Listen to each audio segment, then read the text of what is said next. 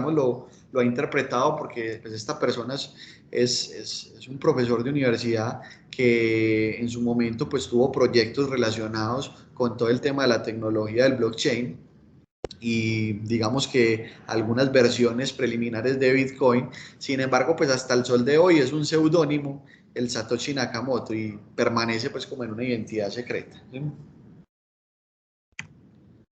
¿Cuál es el contexto actual entonces de las criptomonedas? A ver, en el último año se ha registrado un crecimiento exponencial de las transacciones con criptoactivos como un medio de pago e inversión.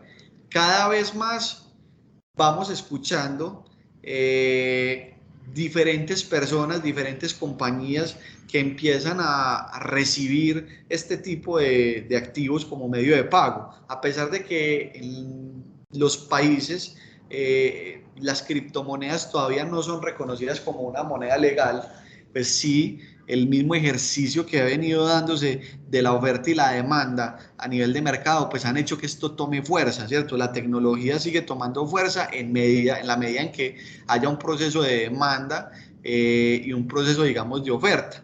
Entonces, ha sido, digamos, tanto el auge que esto ha tenido, que es lo que incluso al haber, digamos, al haber tanta demanda y poca oferta es lo que hace que los precios de estas criptomonedas se incrementen de manera significativa y que se vuelvan atractivas para muchas personas. Entonces vamos viendo cómo durante el año, lo que fue 2021-2020, hemos venido escuchando diferentes noticias donde, por ejemplo, en su momento nos dijeron que Elon Musk, el CEO de Tesla, iba a aceptar el Bitcoin como medio de pago para la venta de vehículos, ¿sí?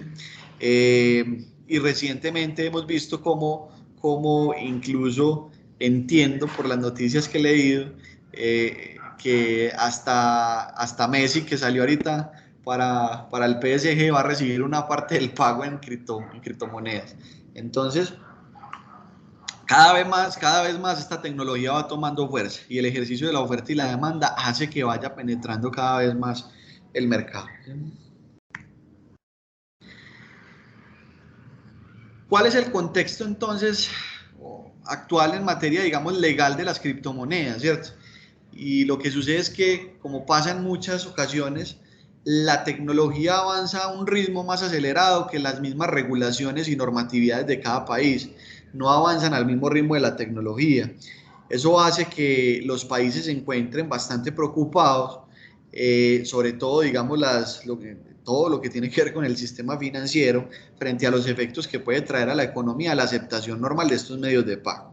Existe muy poca regulación al respecto, incluso dichas actividades aún son vistas como de forma negativa o tienen una tacha de tabú de que son actividades en donde se puede relacionar o pueden, digamos, incluirse recursos relacionados con el lavado de activos. Vamos a ver más adelante que esa es una de las razones que complican en muchas ocasiones en la práctica este ejercicio, porque las mismas entidades financieras se niegan a monetizar los recursos provenientes de este tipo de operaciones. Entonces, dentro de ese ejercicio, lo que ha hecho, digamos, el Estado es ir poco a poco, emitiendo conceptos, y vamos a ver ahora más adelante unos conceptos de la Superintendencia Financiera, unos conceptos de la DIAN, unos conceptos de la Superintendencia de Sociedades, digamos, en donde poco a poco se van dando unos avances. Si bien no tenemos unas leyes específicas que regulen este tipo de moneda, ya digamos a través de estas entidades vamos teniendo unos avances muy cortos, pero que van a ir permitiendo cada día más que vaya facilitándose el proceso de operación con criptomonedas. ¿Cuál es el temor que le produce a los estados que se utilicen este medio de pago? Lo que les decía ahorita, que debido, digamos, a la poca regulación que existe, que casi que cualquier persona puede entrar a participar dentro de este mercado, se vuelven, digamos, mecanismos para que se genere el tema del lavado de activos o se legitimen recursos relacionados con la financiación del terrorismo o la fabricación y producción de armas de destrucción masiva. Entonces, por esa razón es que son vistas como herramientas también de un anonimato absoluto que permiten la ilusión y la evasión también a nivel tributario. Y en consecuencia, digamos que al no tener una regulación de cumplimiento por parte del sector financiero tradicional, digamos que las respectivas haciendas no reciben contribuciones de impuestos por estas operaciones.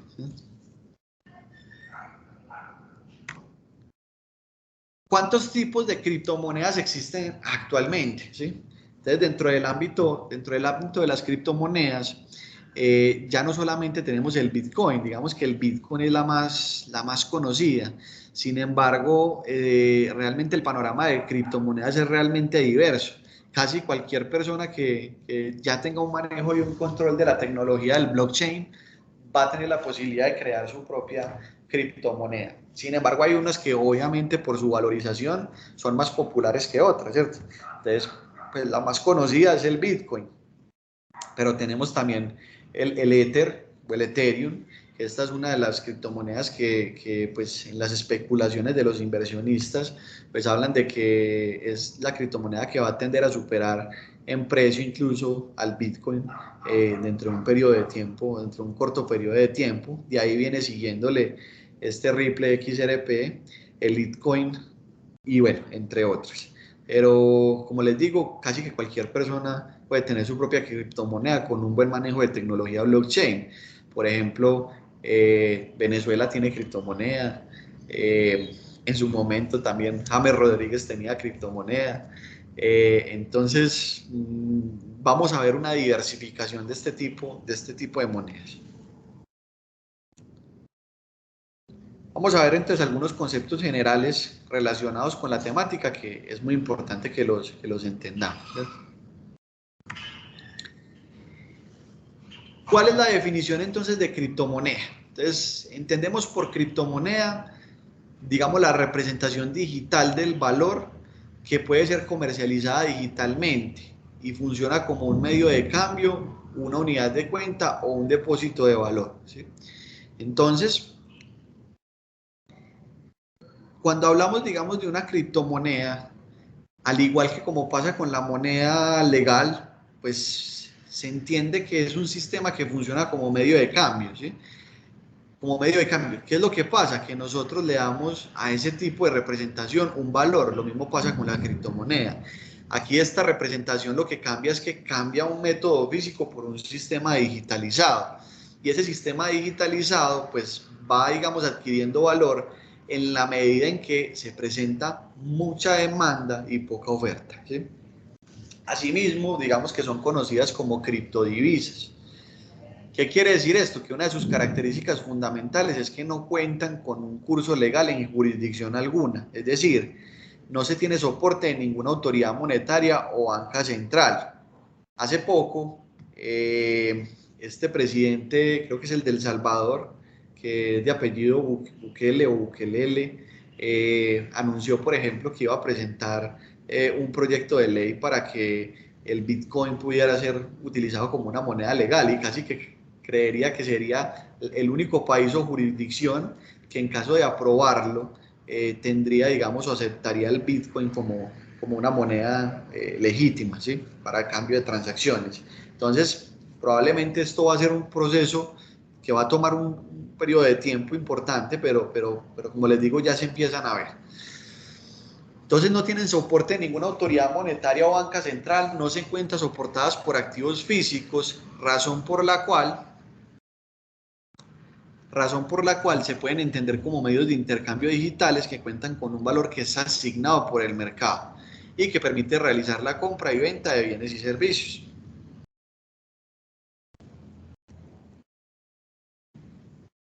Sin embargo, pues las criptomonedas no pueden funcionar por sí solas. Ellas necesitan una tecnología, un mecanismo tecnológico que les permita operar.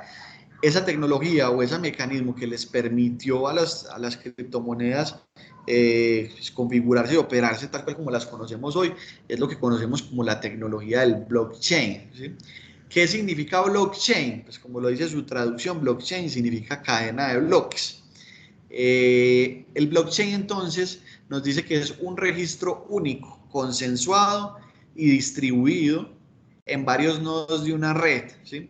En el caso de las criptomonedas podemos pensarlo como el libro contable donde se registra cada una de las transacciones, en cada bloque que se almacena. Entonces, digamos que vamos a imaginariamente a pensar en un bloque digital, ¿cierto?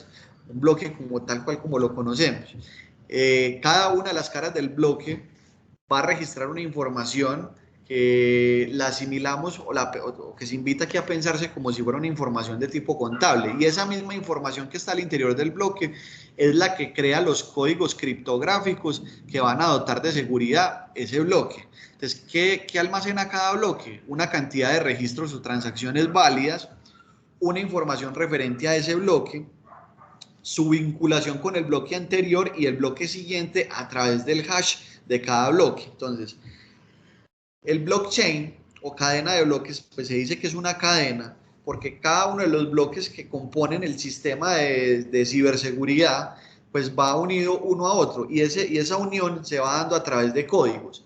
Cuando un tercero o una persona quiere, por ejemplo, hacer un hackeo de un sistema de blockchain y se detecta que se da alguna modificación del código del bloque, inmediatamente este código del bloque deja de estar interconectado con su bloque anterior y con el siguiente. Y eso es lo que hace que se rompa la cadena y que inmediatamente se ataque tal situación. Por eso es un sistema de seguridad demasiado, o es una tecnología que brinda un ejercicio de seguridad muy, muy alto. Ahorita vamos a ver un pequeño video corto que nos va a explicar mejor esto, porque esto es un poco difícil de explicar, es un tema muy técnico, pero digamos que a través de imágenes se entiende mucho más fácil.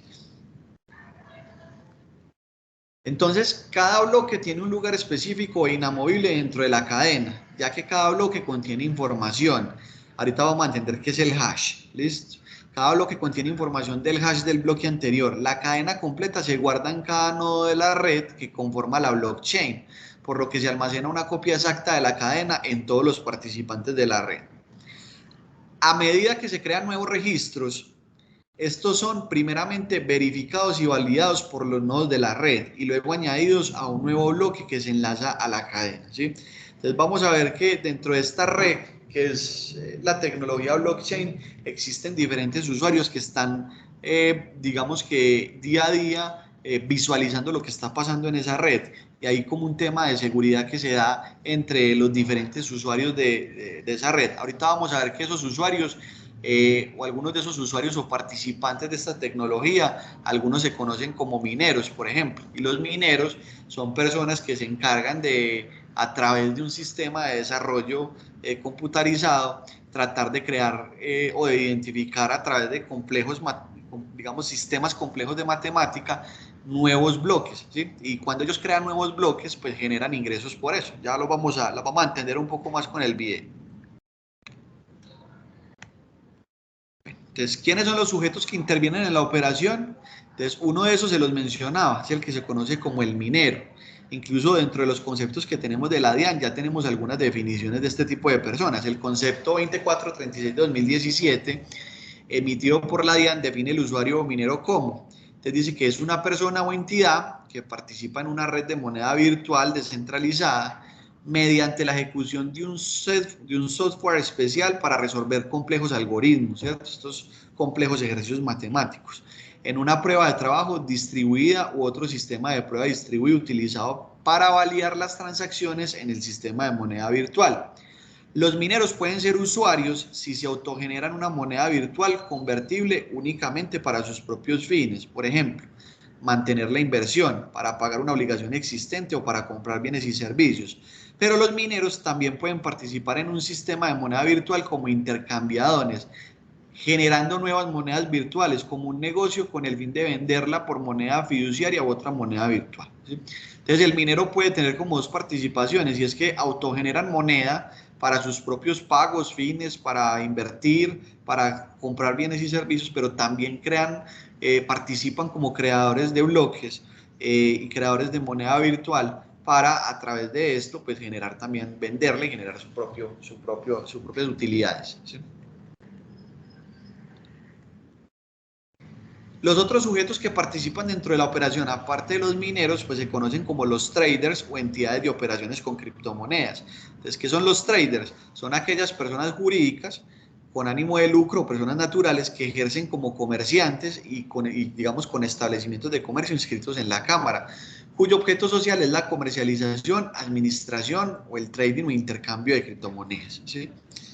Entonces, digamos que básicamente los traders se dedican únicamente, una y exclusivamente a realizar el ejercicio de comercialización de criptomonedas. Vamos a ver entonces el pequeño video que les mencionaba con el fin de que podamos entender un poco más todos estos conceptos que son importantes para llegar a la parte del ejercicio contable y tributario.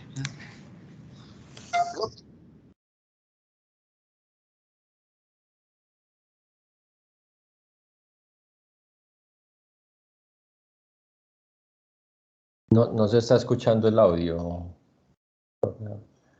¿No se está escuchando el audio, John? No, señor. Espérame entonces. A ver. Si de pronto es por la forma en que compartí pantalla. De pronto, si copias el link de pronto en la ventana de YouTube directamente a ver qué pasaría. Puede ser. Dame un segundo, yo trato de darle acá. A ver. Vamos a dejar de compartir y voy a darle compartir. A ver, miremos si de pronto por acá nos deja.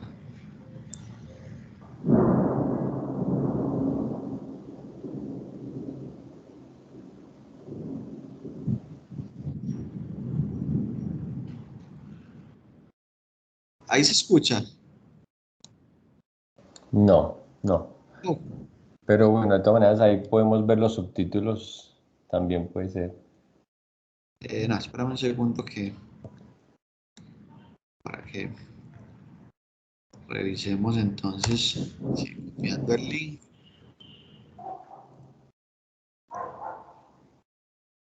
Ah, por aquí me dice incluir sonido del equipo. Vamos a ver si por acá.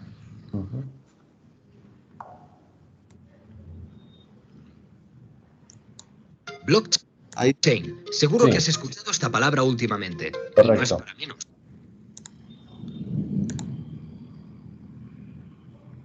Blockchain. Seguro que has escuchado esta palabra últimamente. Y no es para menos. Blockchain es un sistema revolucionario que básicamente hará que muchas de las cosas más fastidiosas de tu vida desaparezcan.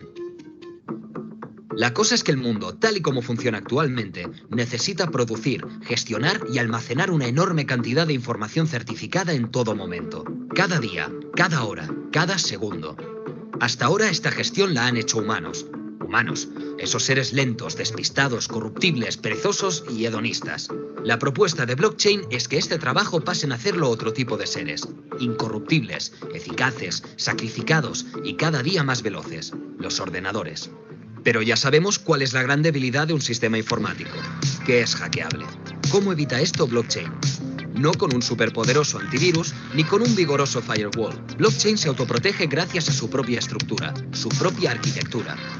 ¿Cuál es esta protectora estructura? Blockchain significa cadena de bloques, y eso es, una cadena de bloques que contiene información. Cada bloque puede contener diferentes tipos de información. El ejemplo más famoso es el del Bitcoin, pero hay muchos otros. ¿Y qué tiene cada bloque? 3 cosas. La primera, la información. En el caso de Bitcoin, por ejemplo, la información relativa a las transferencias de dinero. Emisor, receptor, fecha, cantidad, etc. La segunda, algo muy importante, el llamado hash. El hash es el número de identificación del bloque. Se trata de un número único e irrepetible. Cada uno de los bloques tiene el suyo propio.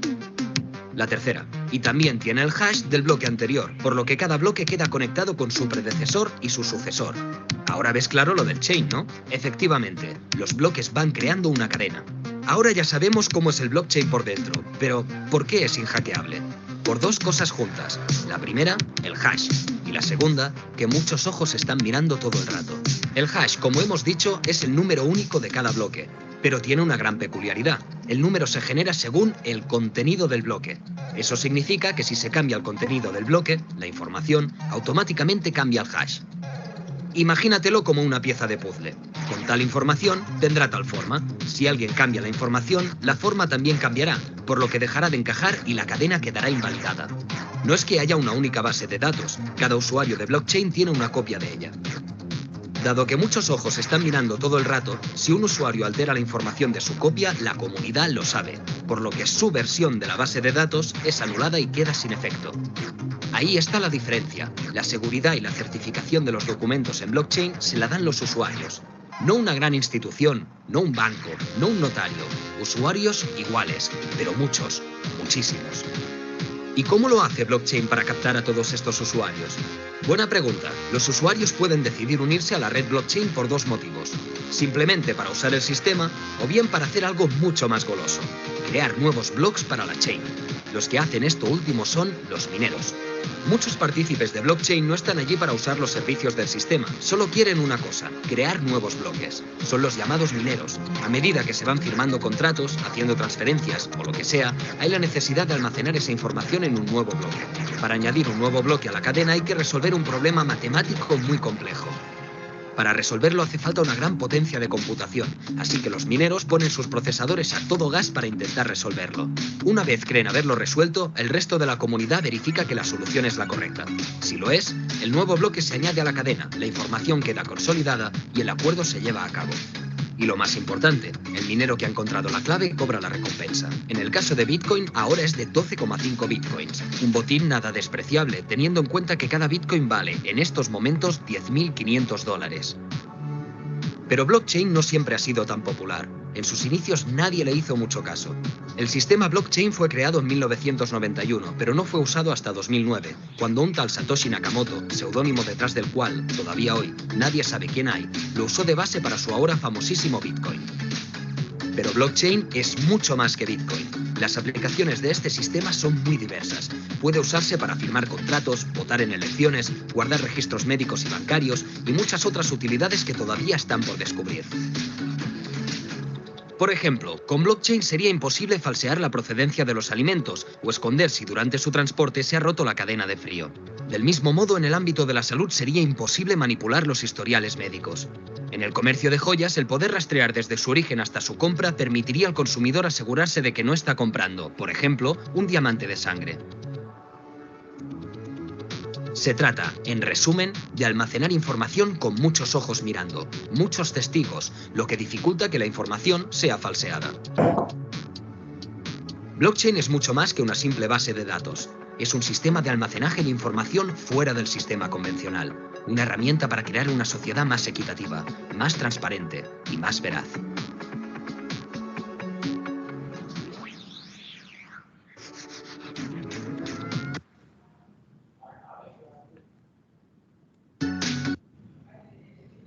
Blockchain, seguro que has...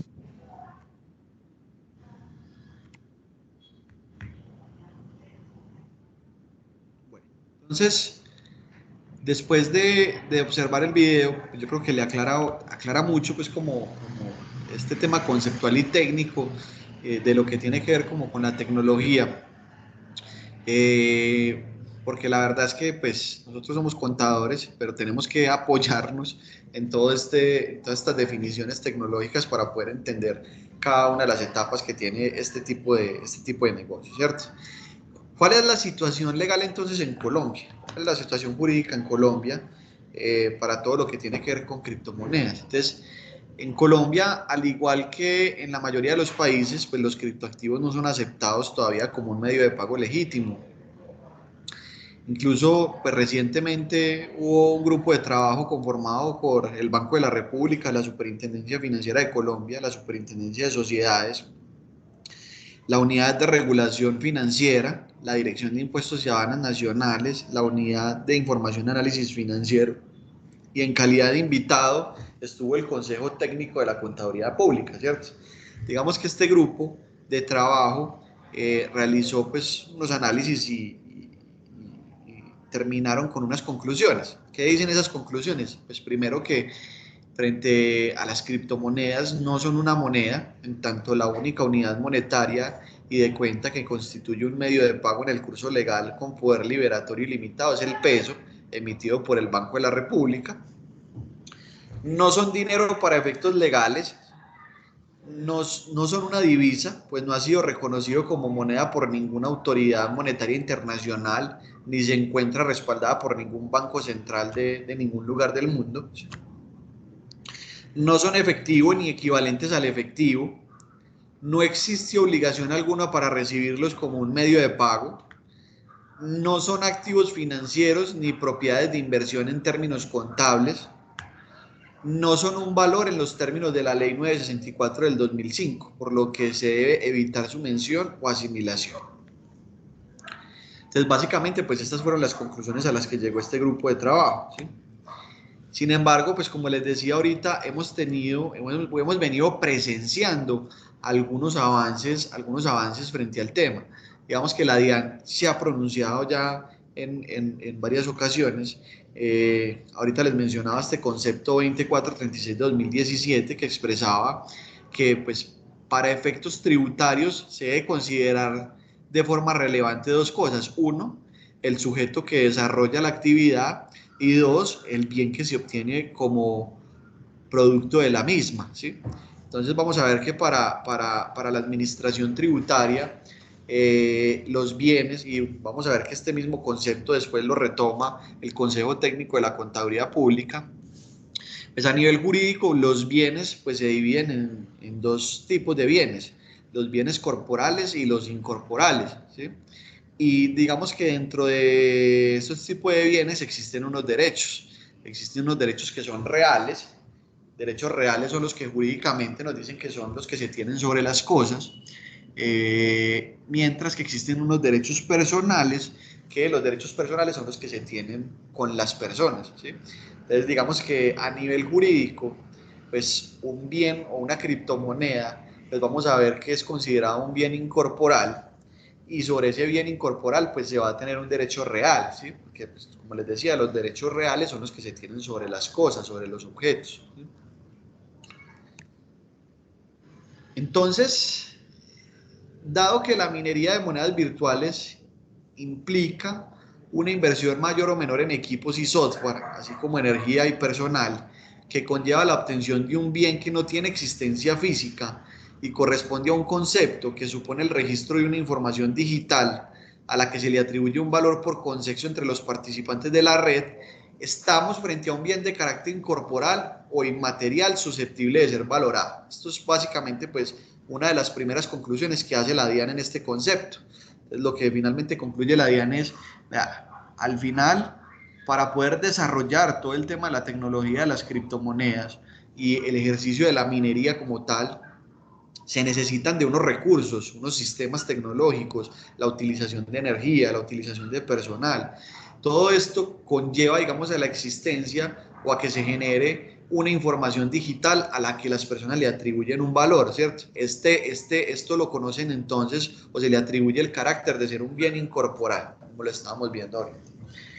En ese contexto, quien se dedica a la minería y obtiene nuevas monedas virtuales, obtiene un bien como producto de esa actividad a título de retribución de los servicios de confirmación y aseguramiento o a título de comisión, y por tanto está recibiendo un ingreso en especie. Entonces, ahorita veíamos en el video y en la explicación de la actividad de la minería que estos mineros, cuando hacen el desarrollo de descubrir estos complejos algoritmos o ejercicios matemáticos y logran generar un nuevo bloque a la cadena, generando de por sí pues nueva moneda, al realizar esta actividad pues está obteniendo una retribución, un ingreso. Ahorita veíamos en el video cómo este ingreso puede convertirse, digamos, en un valor bastante representativo, pues porque ellos reciben esos ingresos también en ese tipo de moneda, en Bitcoin, y pues el equivalente en dólares es un valor importante. Entonces, esto lo que es este ingreso que reciben estos mineros son los que conocemos como ingresos en especie. ¿Qué nos dice entonces el artículo 27 del Estatuto Tributario? Entonces nos dice que es preciso tener que los ingresos se pueden percibir tanto en efectivo como en especie. Así las cosas entonces, cuando los residentes fiscales en Colombia disponen de equipos, recursos y labores que integran la actividad de minería y les permiten obtener monedas virtuales a cambio de los servicios prestados en la red a título de comisiones, perciben ingresos que son grabados en Colombia y en virtud de los criterios antes señalados. Desde el punto de vista patrimonial, en tanto esas monedas corresponden a bienes inmateriales, son susceptibles de ser valoradas y forman parte del patrimonio y pueden conducir a la obtención de una renta presuntiva. ¿cierto? Entonces, aquí, digamos, este párrafo nos describe dos cosas muy importantes en estas conclusiones del concepto de la DIAN. Y es, primero, que el ingreso que perciben los mineros es un ingreso susceptible de producir un incremento en el patrimonio. Entonces, como tal, produce un hecho generador, es decir, que es un ingreso que puede ser grabado en Colombia por medio del impuesto sobre la renta, por ejemplo, y que desde el punto de vista del patrimonio, pues es un bien que tiene que conformar el patrimonio, es decir, se tiene que declarar como bien inmaterial y al formar parte del patrimonio, pues puede conducir a la obtención de una renta. Ahora, este tema de la renta presuntiva, pues digamos que ya no tiene mucha aplicabilidad porque recordemos que la renta presuntiva viene en un proceso de desgravación y digamos que para el año 2021, a partir del año 2021, pues la tarifa de renta presuntiva será del 0%, ¿sí? Sin embargo, al tener un incremento patrimonial, ese incremento patrimonial, si no está justificado, la DIAN sí te puede calcular una renta por comparación patrimonial. Entonces, para aquellas personas que van incrementando su patrimonio conforme al valor del bien, pero no van declarando los ingresos que van obteniendo por la actividad, puede posteriormente llegarles un proceso de revisión por comparación de patrimonio, ¿sí? Y ahí pues les incluirían los ingresos como renta líquida con los impuestos y sanciones a que haya lugar, ¿sí?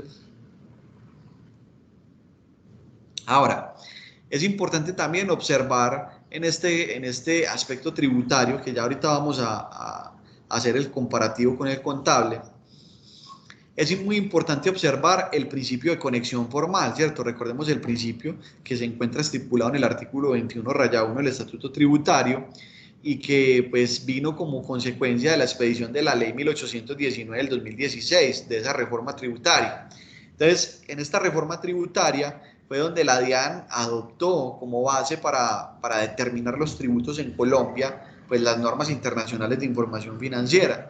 Entonces, recordemos que este artículo 21-1 del Estatuto Tributario nos dice que para la determinación del impuesto sobre la renta y complementarios, el valor de los activos, pasivos, patrimonio, ingresos, costos y gastos de los sujetos pasivos del impuesto obligados a llevar contabilidad deben aplicar los sistemas de reconocimiento y medición de conformidad con los marcos técnicos normativos contables vigentes en Colombia, cuando la ley tributaria remita expresamente a ellas y en los casos en que ésta no regule la materia. Entonces, ¿por qué es importante observar este principio? Porque estábamos viendo en el concepto de la DIAN, pues que la DIAN concluye que pues, va a haber un ingreso susceptible de ser grabado, y adicional a eso, pues va a haber un efecto patrimonial, un reconocimiento patrimonial, y ese reconocimiento patrimonial tiene que tener un importe o medición. Ese importe o medición nos lo van a dar las normas internacionales de información financiera. Sin embargo, debemos observar o debemos tener cuidado que el Estatuto Tributario, si bien contempla este principio de conexión formal, el Estatuto Tributario todavía salvaguardó ciertos tipos de efectos de las NIF que no iban a tener efecto en lo tributario. Entonces, por ejemplo, si el efecto de la NIF dijera que tiene que haber una medición a valor razonable, el efecto en resultados que se produzca por una medición a valor razonable, ya sea como utilidad o pérdida, no va a tener efecto tributario, porque digamos que los ajustes a valor razonable no tienen efecto fiscal. Entonces, es muy importante partir de este principio y por eso va a ser importante entender lo que nos dicen las NIF o la contabilidad también frente al tratamiento de las criptomonedas, pero guardando también las limitaciones que la misma ley 1819 estableció para ciertas partidas o ciertos reconocimientos. Vamos a ver entonces que el Consejo Técnico de la Contaduría Pública emitió el concepto número 472 del 28 de mayo del año 2018. Básicamente, ¿qué nos decía este concepto? Entonces, en este concepto empiezan primero a valorar, bueno, ¿es una criptomoneda un activo? Entonces, nos dice que bajo los marcos técnicos vigentes se define un activo como aquel recurso controlado por la entidad como resultado de un suceso pasado del que la entidad espera obtener en el futuro beneficios económicos.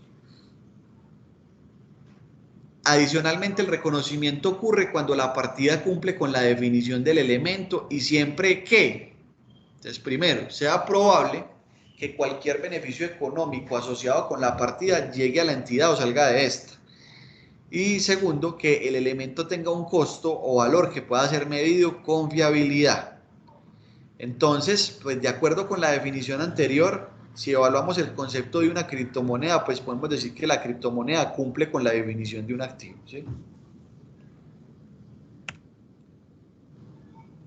Vamos a ver entonces, y vamos a seguir desarrollando este concepto del Consejo Técnico de la Contaduría Pública, ¿sí? Y lo que hace, digamos, este concepto es empezar a determinar si esto es un activo, entonces, ¿qué tipo de activo es? Entonces, hay que identificar, si ya sabemos que una criptomoneda cumple con la definición de activo, pues bajo qué marco conceptual, bajo qué tipo de normatividad va a estar amparado. Y va a empezar a hacer un análisis uno a uno de las diferentes NIC y NIF con el fin de poder determinar cuál es aquella que cumple con el mejor requisito para el sistema de reconocimiento y medición. Entonces, pues la primera inquietud que se busca resolver es, ¿puede clasificarse una criptomoneda como un efectivo o un equivalente de efectivo? Entonces nos dice que teniendo en cuenta lo anterior, debe indicarse que las criptomonedas como medio de pago aún no han logrado una aceptación generalizada y es claro que no cuentan con el respaldo de un banco central, ni son reconocidas como monedas en el curso legal. Por lo tanto, no es posible concluir que en la actualidad las criptomonedas cumplan con la definición de efectivo o equivalente de efectivo. Entonces, lo primero que concluye aquí el Consejo Técnico es, dentro del rubro del efectivo y equivalentes de efectivo, no se puede catalogar las criptomonedas. Todavía no cumplen con esta definición porque no son aceptadas aún por ningún banco central ni tienen una aceptación generalizada. Luego nos dice, ¿será que se pueden clasificar como un activo financiero? Entonces nos dice, el problema de aplicar la definición del instrumento financiero a una criptomoneda es el requisito de que exista una relación contractual. Digamos que esto se evidencia en la parte B de la NIF 9, párrafo B1. En esa guía, el IASB utiliza el ejemplo del oro en lingotes para explicar la definición del instrumento financiero. Y se afirma que si bien el oro en lingotes es altamente líquido, no otorga ningún derecho contractual a recibir efectivo u otro activo financiero inherente a los lingotes del oro, por lo que es un producto básico y no un instrumento financiero. Entonces, básicamente lo que está diciendo ahí es, un instrumento financiero pues termina siendo un título que contractualmente le da derecho o otorga un derecho contractual a las partes, digamos, de un determinado negocio jurídico. Entonces el ejemplo que utiliza es el oro. El oro es un elemento que es supremamente líquido a nivel comercial. Sin embargo, el oro por sí solo no otorga ningún derecho contractual a recibir un efectivo, ¿sí?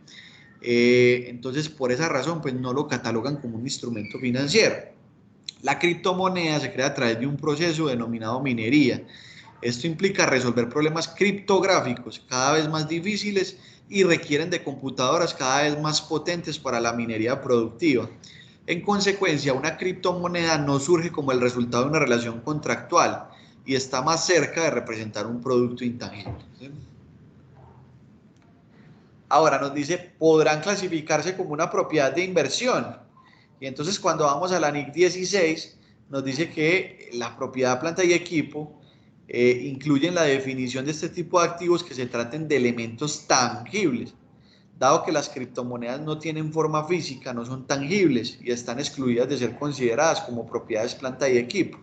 Entonces, de forma similar, la NIC 40, que habla de las propiedades de inversión, nos habla de que las propiedades de inversión como un terreno, un edificio, parte de un edificio o ambos, mantenido por el dueño arrendatario como un arrendamiento financiero, del cual busca obtener rentas o apreciación de capital o con ambos fines. Entonces, de acuerdo con lo anterior, la criptomoneda no cumple con la definición de ser una propiedad de inversión, ¿sí?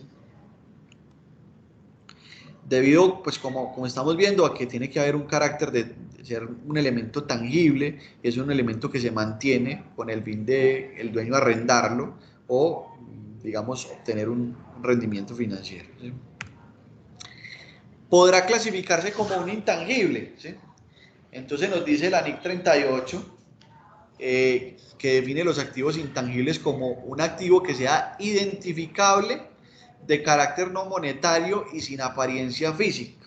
Entonces aquí nos da dos características bien interesantes que debe contener un activo intangible, ¿cierto? Y es primero que el activo tiene que ser identificable, de carácter no monetario y no debe tener apariencia física.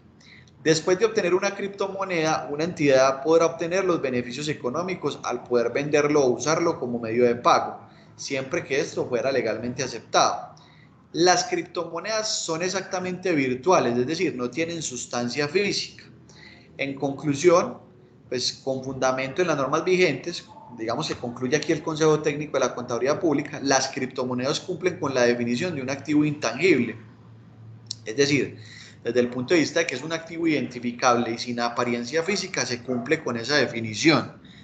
Sin embargo, el Consejo Técnico de la Contaduría considera que el tratamiento contable requerido por la NIC 38 no proporciona información financiera que sea relevante y útil, tal como es requerido por la NIC 38 y en la sección 10 de la NIF para pymes. Entonces dice, por lo anterior, las mediciones a valor razonable son la base de medición más apropiada, en donde los cambios de valor razonable sean presentados como parte del estado de resultados, ¿sí? Entonces aquí lo que está diciendo es, vea, cumple con la definición de ser activo intangible con la NIC 38. Sin embargo, el tratamiento contable o de medición que exige la NIC 38 no, digamos que no es la fuente de información financiera más relevante. La realidad es que para que fuera relevante, ellos recomiendan que debería de poder hacerse mediciones a valor razonable, ¿cierto? Entonces recordemos que la medición a valor razonable es la que nos hace actualizar a valor de mercado las partidas en un corto o en un periodo específico. Es decir, en este tipo de contabilidad, pues uno cada mes debería estar valorando al cierre de cada periodo, al cierre de cada mes, cuál es el valor de mercado de ese criptomoneda o de ese criptoactivo y hacer los ajustes por mediciones a valor razonable, sea que le otorgue una utilidad o una pérdida, pero irlo reconociendo desde el mismo momento de manera contable como parte del resultado del periodo.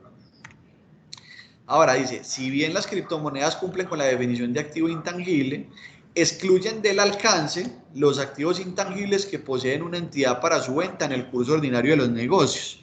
Entonces, hay que tener cuidado con una cosa y es, yo puedo tener un activo intangible que puede ser considerado como activo fijo. ¿Por qué? Porque lo tengo con el ánimo de permanecer en el patrimonio. Pero también puedo tener activos intangibles porque yo me dedico de manera, digamos, comercial o habitual a comercializar este tipo de activos intangibles. Entonces, cuando yo me dedico a ser un comercializador de este tipo de activos, ya esos activos no son intangibles, ya son un inventario, ¿sí? Según los términos de la NIC 2. Entonces nos dice, así las cosas, para determinar cómo contabilizar un activo, es necesario establecer cómo se usa ese activo en el negocio, ¿sí? El problema a resolver entonces es si la NIC 2 proporciona una base de medición relevante cuando una entidad mantiene criptomonedas, en donde, por ejemplo, la entidad deberá determinar si se considera como un intermediario de materias primas cotizadas.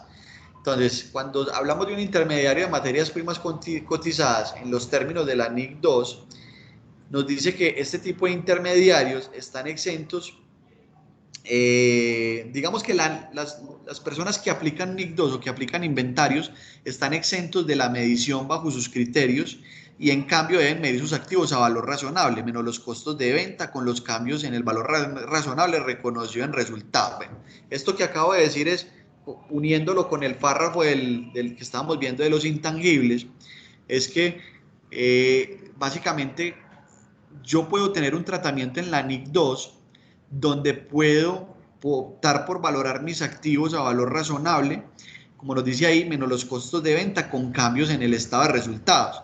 Pero para poder tener ese tipo de medición contable, debo ser considerado como una entidad, como un intermediario de materias primas cotizadas. De lo contrario, estoy exento de aplicar esa medición. Y ahorita veíamos que para el Consejo Técnico de la Contaduría Pública, pues su recomendación era que la mejor forma de medir este tipo de activos es haciéndolo a valor razonable. Entonces dice, hombre, la NIC 2 sí será un mecanismo relevante de medición, y dice, solamente será un mecanismo relevante cuando yo lo aplique como intermediario de materias primas cotizadas, porque es la única manera donde va a poder aplicar las mediciones a valor razonable. Entonces dice, estos intermediarios adquieren los inventarios principalmente con el propósito de venderlos en el futuro cercano y generar un beneficio en las fluctuaciones en el precio o en el margen de los intermediarios. Y de esta forma, al ser medidos a valor razonable, se excluyen solo de los requisitos de medición de la NIC 2, que son las mediciones del costo o el valor neto de realización de los inventarios, ¿sí? Y por el contrario, pues aplican la medición a valor razonable, que es la que nos interesa para la recomendación del Consejo Técnico de la Contaduría Pública. Entonces, digamos que el Consejo Técnico considera que las guías de medición de la NIC 2 solamente proporcionan información relevante cuando se orienta bajo la figura del intermediario de materias primas cotizadas. De resto, si tuviéramos que aplicar medición de costo o valor neto de realización de los inventarios, no sería una medición o no considera el Consejo Técnico que sea una medición relevante para efectos de mostrar una información que sea útil, ¿sí? Entonces, pues básicamente la conclusión, después de analizar todas las categorías posibles de activos en las que podrían ser clasificadas las criptomonedas, el Consejo concluye que de todas las que se vieron, digamos que no existe actualmente una categoría de activos que sea la más apropiada para clasificar las monedas virtuales. Sin embargo, se ha concluido que las mediciones de valor razonable son la base de medición más apropiada, tanto en el estado de situación financiera como en el estado de resultados o el desempeño financiero. Además, con fundamento en la estructura de los conceptos de los marcos técnicos aplicados en Colombia, el Consejo considera que la información más relevante y útil sería aquellos en que los cambios a valor razonables tengan efecto en el estado de resultados y no en el otro resultado integral. Esto sería aplicable siempre que se cumplan con las condiciones para que exista un mercado activo. En caso contrario, el valor razonable no podría ser aplicable y el costo menos el deterioro sería el criterio más adecuado para la medición posterior de las criptomonedas, sin perjuicios de las notas a los estados financieros sobre las estimaciones del valor razonable. Entonces, básicamente, como les decía, lo que concluye el Consejo es: no existe una categoría que ampare de forma completa el ideal para medir las monedas virtuales. Entonces, cuando veíamos, sí, puede ser catalogado como un activo intangible, el problema es que como activo intangible no tiene una medición a valor razonable, ¿sí? Ahora, puede ser catalogado como inventario, dependiendo del uso que se le dé, pero como inventario solamente será viable cuando se utilice como intermediario de materias primas cotizadas que aplican la medición de valor razonable. De resto, no tendría, digamos, la aplicación de la NIC 2 una medición adecuada para efectos de las criptomonedas. Sin embargo, pues sí hay una conclusión general y es: la mejor forma de medir desde el punto de vista contable estos activos es a través de una medición a valor razonable y que el efecto de esa medición tenga efecto en el resultado del periodo, sea como utilidad o sea como pérdida, pero que se refleje de una vez en los resultados de la compañía y no que se presenten como elementos de otros resultados integrales, ¿sí? Entonces, ¿qué recomienda el Consejo Técnico de la Contaduría Pública? Que se cree una unidad de cuenta separada para el reconocimiento, medición y revelación de las transacciones y otros eventos o sucesos que tengan relación con las criptomonedas, que bien podría denominarse como criptoactivos o activos virtuales.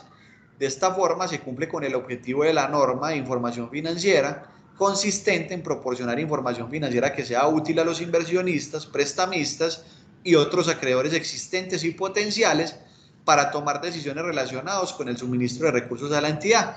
Es decir, créese una unidad de cuenta independiente que se puede llamar criptoactivo o activo virtual y pues para efectos de la medición se hace una medición a valor razonable, ¿sí?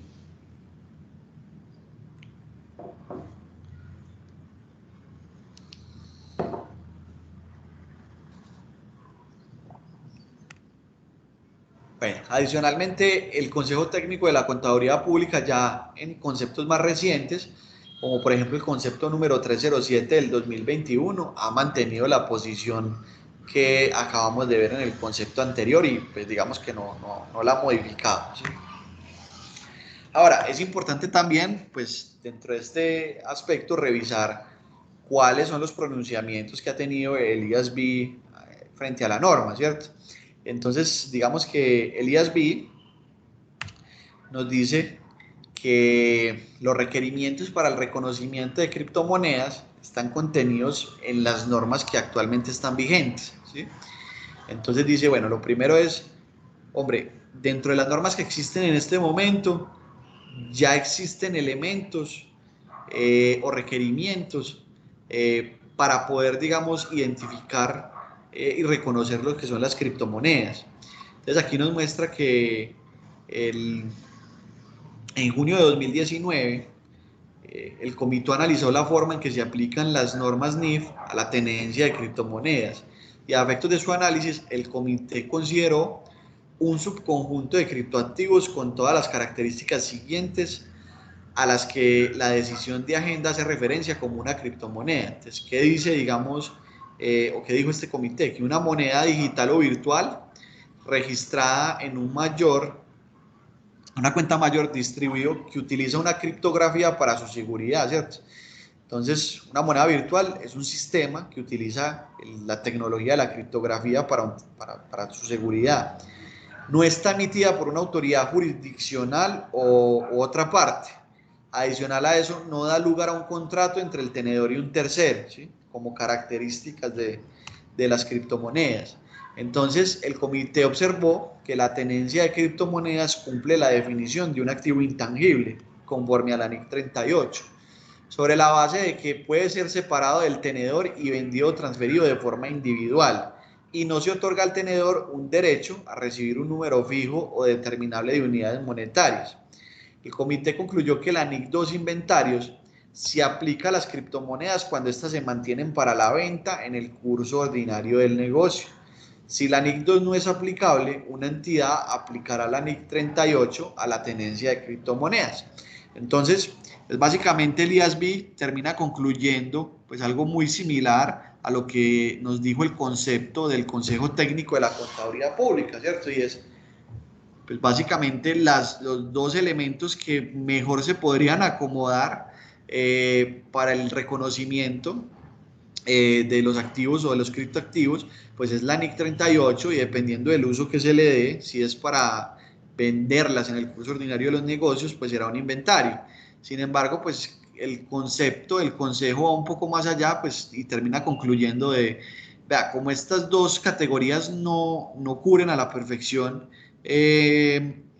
los criterios para el reconocimiento y medición de los criptoactivos, pues cree una unidad separada, ¿cierto? Identifíquela de otra manera y mida la valor razonable.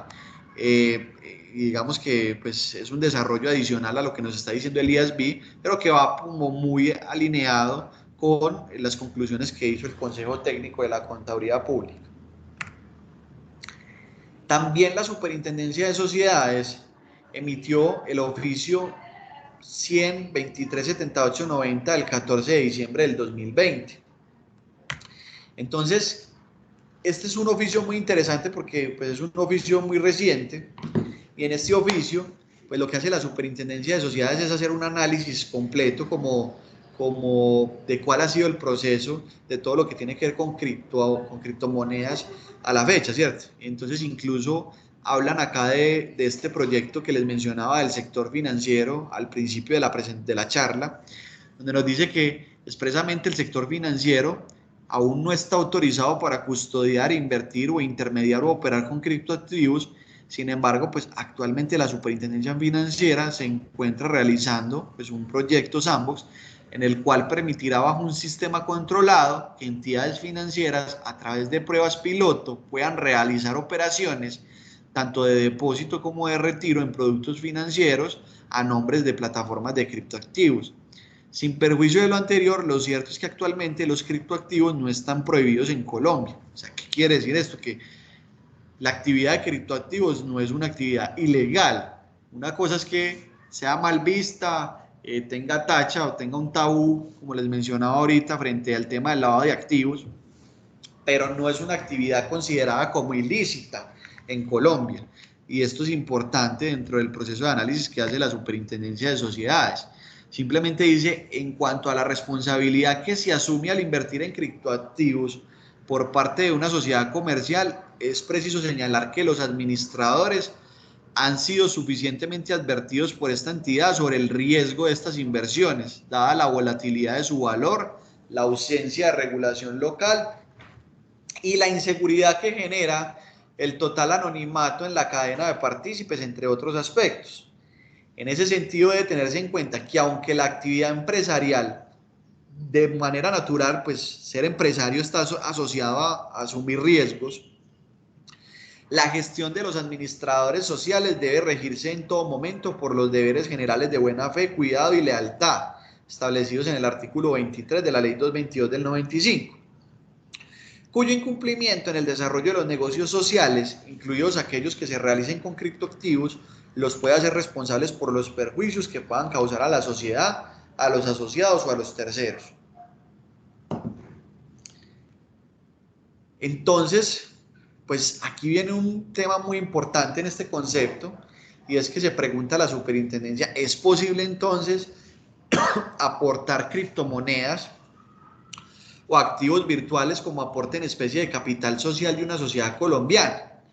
Y entonces concluye la superintendencia de sociedades que pues al final los criptoactivos, si bien no constituyen divisas y no son considerados efectivos ni activos financieros, ya la DIAN lo ha considerado un bien inmaterial, e incluso el Consejo Técnico de la Contaduría Pública ha conceptuado que sí se cumple con la definición de activo, específicamente los intangibles, conforme a lo establecen las normas internacionales contables.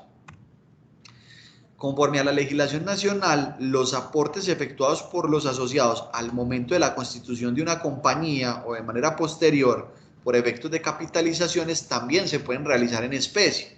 En efecto, de conformidad con los artículos 126 y siguientes del Código de Comercio, los aportes son susceptibles de hacerse en bienes diferentes al dinero, advirtiendo que los aportes en especie son bienes corporales o incorporales, que no se encuentren fuera del comercio y que representen un valor económico que conste en el avalúo aprobado por los asociados o por la junta directiva en los términos de los artículos 132 y 398 del Código de Comercio. Entonces, ¿qué termina concluyendo la Superintendencia de Sociedades? Que se considera procedente el aporte en especie de criptoactivos a sociedades, entendiendo estos como bienes inmateriales, siempre y cuando cumplan con los criterios de reconocimiento, ya sea como un inventario o como un activo intangible, de acuerdo con las normas vigentes sobre la materia y efectuando una amplia revelación del hecho económico, ¿sí?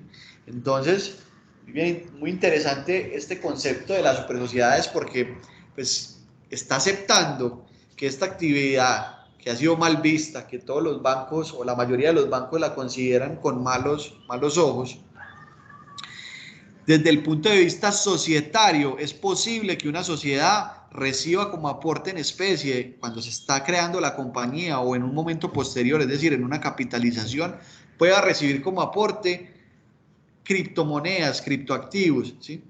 Y estos reconocidos ya sea como un inventario o como un intangible.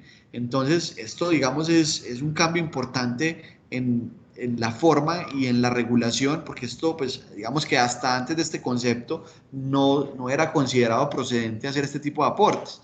Y, pues, básicamente, lo que se concluye es, esto no es una actividad ilícita, si bien es una actividad que tiene riesgo, pues el administrador debe ser consciente de que debe adoptar medidas de buena diligencia y buena fe a la hora de trabajar con este tipo de activos, pero eso no quiere decir que no puedan aportarse, sí se pueden aportar, se pueden capitalizar sociedades con este tipo de activos y deberán tener su debido reconocimiento, ya sea como un inventario o como un activo intangible, y son aportes pues, que se realizan en especie.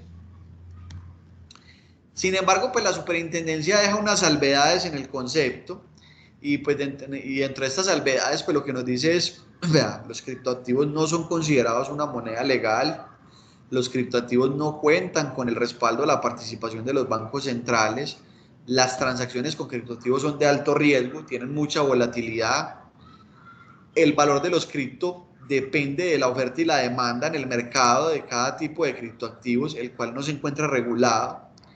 Existe la posibilidad de fraudes o fallas en su emisión y transferencia, y los criptoactivos pueden ser utilizados como instrumentos para el lavado de activos, la financiación del terrorismo y otras actividades delictivas, ante lo cual los administradores de las compañías que participen en su mercado deben desplegar la máxima debida diligencia en el conocimiento de los extremos de la operación. Entonces, básicamente, cuando está hablando de los extremos de la operación es el conocimiento de los beneficiarios finales, ¿sí? O los beneficiarios efectivos, incluidos los asociados, empleados, clientes, contratistas y proveedores y sus beneficiarios finales, en lo ateniente a la prevención del lavado de activos y financiación del terrorismo. Entonces, como les decía, este concepto de la Superintendencia de Sociedades, pues termina aceptando, hace las salvedades respectivas, sin embargo le dice a los administradores vea, entienda que este tipo de criptoactivos tienen un riesgo de que haya personas inescrupulosas que quieran a través de este tipo de plataformas lavar dinero, legalizar actividades relacionadas con el terrorismo. Entienda eso. Entonces, usted como administrador debe desplegar la máxima diligencia. ¿Qué es la máxima diligencia? Un debido proceso de análisis de cumplimiento. Es decir, casi que le está diciendo, usted tiene la obligación de revisar todos los extremos de la operación y revisar que esas personas, esos beneficiarios finales de la operación, no vayan a tener relación con el tema del lavado de activos. Casi que, si escuchan, digamos, como este lenguaje, es casi como un SARLAF para las entidades financieras, o como el que aplican las entidades financieras dentro de sus procesos de cumplimiento, que vamos a ver posteriormente que para las sociedades comerciales, pues es lo que hoy conocemos o lo que hoy estamos cerca de ejercicios de implementación como el SAGRILAF. ¿Listo? Entonces, debido como a todo esto que hemos visto a nivel del contexto legal y del contexto a nivel nacional e internacional, existe una problemática bancaria con las empresas relacionadas con criptomonedas. Y digamos que esta problemática me ha tocado vivirla en carne propia con la asesoría de algunos clientes que se dedican a este tipo de actividad. Y es que los bancos ponen demasiados problemas precisamente por todo el tema de lo que tiene que ver con el riesgo en el lavado de activos para hacer la monetización de las divisas que sean provenientes de este tipo de actividad económica. Entonces, ¿qué sucede? Cuando uno desarrolla este tipo de actividad y uno quiere, digamos, introducir desde el exterior dólares, por ejemplo, hacia el país, por los montos que representan estas operaciones, los bancos inmediatamente frenan las operaciones en unos filtros que tienen. Incluso ni siquiera tiene que ser el banco, digamos, que se encuentra a nivel nacional. Cuando hay operaciones entre bancos, a nivel internacional existen unos bancos intermediarios, que son los que se conocen como los bancos de corresponsalías, ¿sí? Y estos bancos intermediarios incluso, como valga la redundancia, en el intermedio de la operación, dependiendo de donde ellos vean que viene el recurso y de qué información poseen de ese recurso, pueden bloquear la operación. E incluso los bancos en Colombia llegan al punto en el que si no cuentan con la información debida a la operación, te pueden hasta bloquear las cuentas, ¿sí? Entonces, digamos que el sistema financiero le ha puesto muchos problemas para que las personas puedan operar con este tipo de activos. Y como les digo, Medellín es una de las ciudades donde más se está presentando el ejercicio de esta actividad económica, a pesar de la poca regulación, a pesar de todas estas limitantes. Medellín podría decir uno que es como una de las ciudades líderes, incluso diría a nivel de Latinoamérica en este tema. Y créanme que desde el punto de vista de la asesoría nos toca empezar a inventar un montón de estrategias y una creación de estructuras con el fin de poder darle viabilidad a este tipo de operaciones. Ya vamos a hablar un poco de eso. Sin embargo, pues lo que quiero denotar con esta diapositiva es: en Colombia existe un problema, y el problema viene dado de que cualquier compañía, cualquier empresa necesita el sistema bancario para poder realizar pagos, para poder traer divisas y monedas desde el exterior, y eso crea, digamos, una gran limitación a este tipo de operaciones. Es demasiado complejo el proceso para que los bancos te acepten un giro. Incluso existen códigos SIU que no tienen nada que ver con el tema de las criptomonedas, que se encuentran bloqueados por las entidades financieras. Es decir, si usted como empresa dentro del RUT, su actividad económica principal es, digamos, el código SIU relacionado con el desarrollo de software y de desarrollo de sistemas tecnológicos y plataformas, que el desarrollo de software es muy diferente a las criptomonedas. Inmediatamente ese tipo de actividades se encuentran bloqueadas por los bancos para recibir monedas y montos de operaciones desde el exterior. Entonces hay una gran limitación ahí. Entonces pues uno se pregunta, ¿será que de pronto el SagriLab será una posible solución para esta problemática que se tiene con las entidades financieras? ¿Y por qué se los digo, cierto? Porque vamos a ver que el ejercicio, cuando tiene una limitación, pues finalmente hace que las personas digan, bueno, ¿por dónde lo hago? ¿Cierto? Y poner a las personas creativas a crear estructuras para hacerlo. Cuando realmente uno pensaría que a través de un ejercicio controlado, donde digamos exista un debido proceso de cumplimiento por parte de las empresas, puede darle a los bancos la tranquilidad suficiente para que se desarrollen este tipo de operaciones y que los bancos en el intermedio pues generen ingresos, ¿sí? Entonces, el SagriLab será una posible solución. Lo planteo acá como un interrogante. Entonces, para entender eso, pues primero tenemos que entender qué es el SagriLab. Entonces, el SagriLab, digamos que es como el hermanito que creó la Superintendencia de Sociedades frente al SARLAF, que tienen que utilizar las entidades del sistema financiero. Entonces, ¿qué es el SagriLab? Pues básicamente es un sistema que busca que las compañías o que ciertas compañías que superen unos topes deban implementar unos procedimientos de control y cumplimiento para verificar que las operaciones que están desarrollando no tienen el riesgo de incluir recursos relacionados con el lavado de activos, la financiación del terrorismo, la fabricación y producción de armas de destrucción masiva. Entonces la Superintendencia de Sociedades, mediante la circular externa 100-016, determina que es imprescindible para las sociedades comerciales implementar un sistema de autocontrol y gestión del riesgo integral en el lavado de activos y financiación del terrorismo.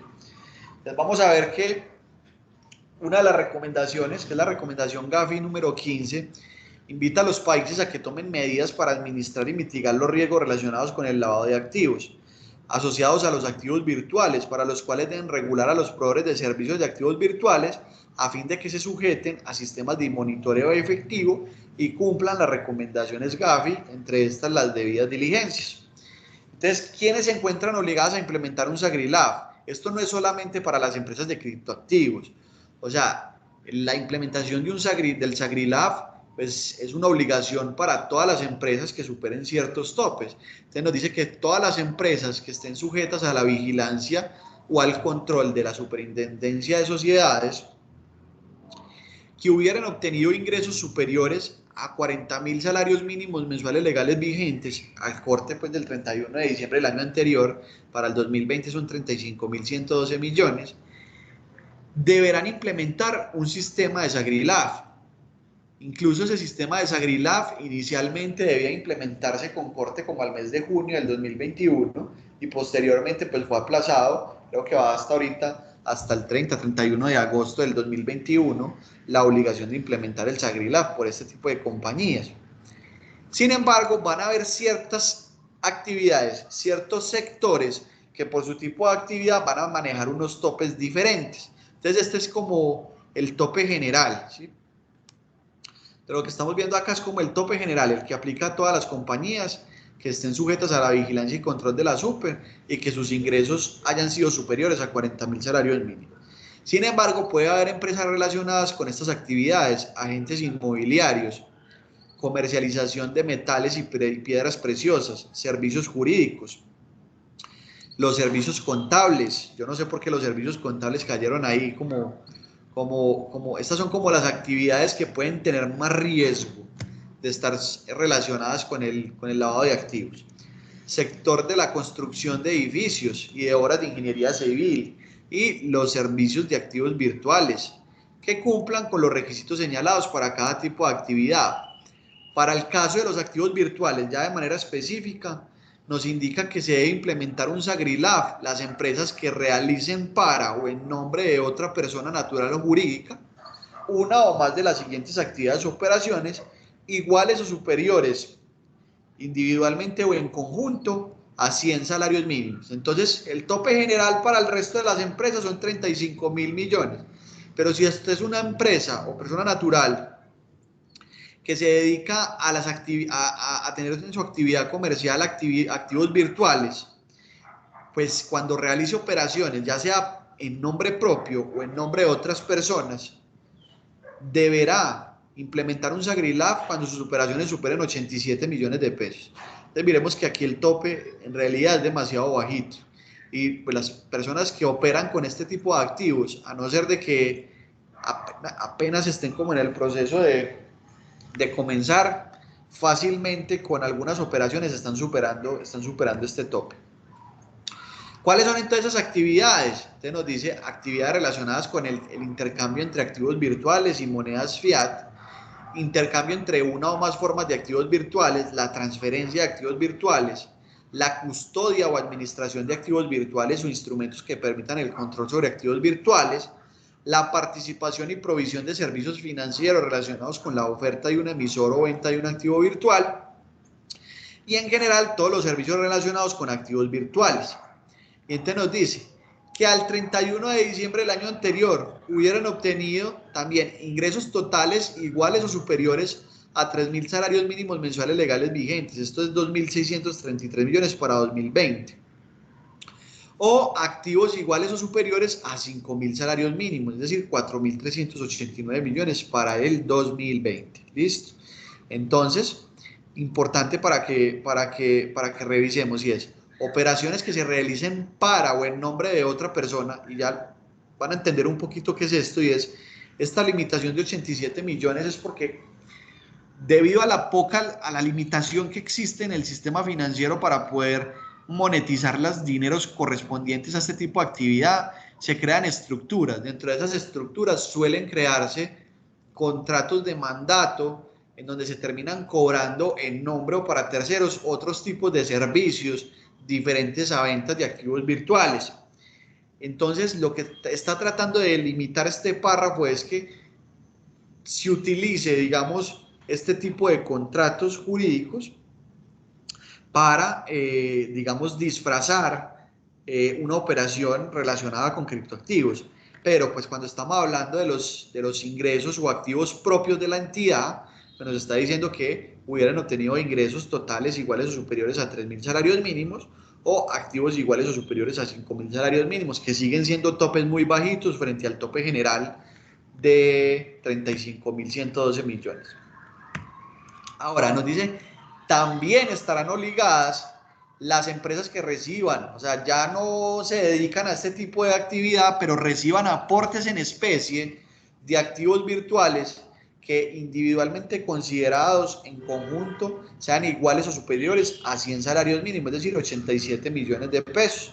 Entonces, así usted no se dedique como a este tipo de actividad, cuando usted reciba un aporte en especie y ese aporte en especie esté relacionado con activos virtuales y estos superen los 87 millones de pesos, deberá realizar y aplicar la implementación del SagriLab y adicionalmente debe aplicar un proceso que está incluido dentro de toda esta normatividad del SagriLab, que se llama el proceso de debida diligencia intensificada, para poder reconocer a su contraparte y los activos virtuales. Adicionalmente nos dice esta circular que las empresas relacionadas con activos virtuales que no superen los topes para la implementación del SagriLab, pero que realicen cualquier negocio que impliquen transacciones con activos virtuales, deben adoptar medidas razonables para la identificación de la contraparte y de los riesgos asociados con el tipo de activos virtuales. La misma superintendencia insta a las empresas o invita a las empresas que no cumplan con los topes a que evalúen si presentan riesgos relacionados con el lavado de activos, para que como una buena práctica empresarial y de buen gobierno corporativo, de manera voluntaria, implementen medidas de autogestión y control de los riesgos. ¿Sí?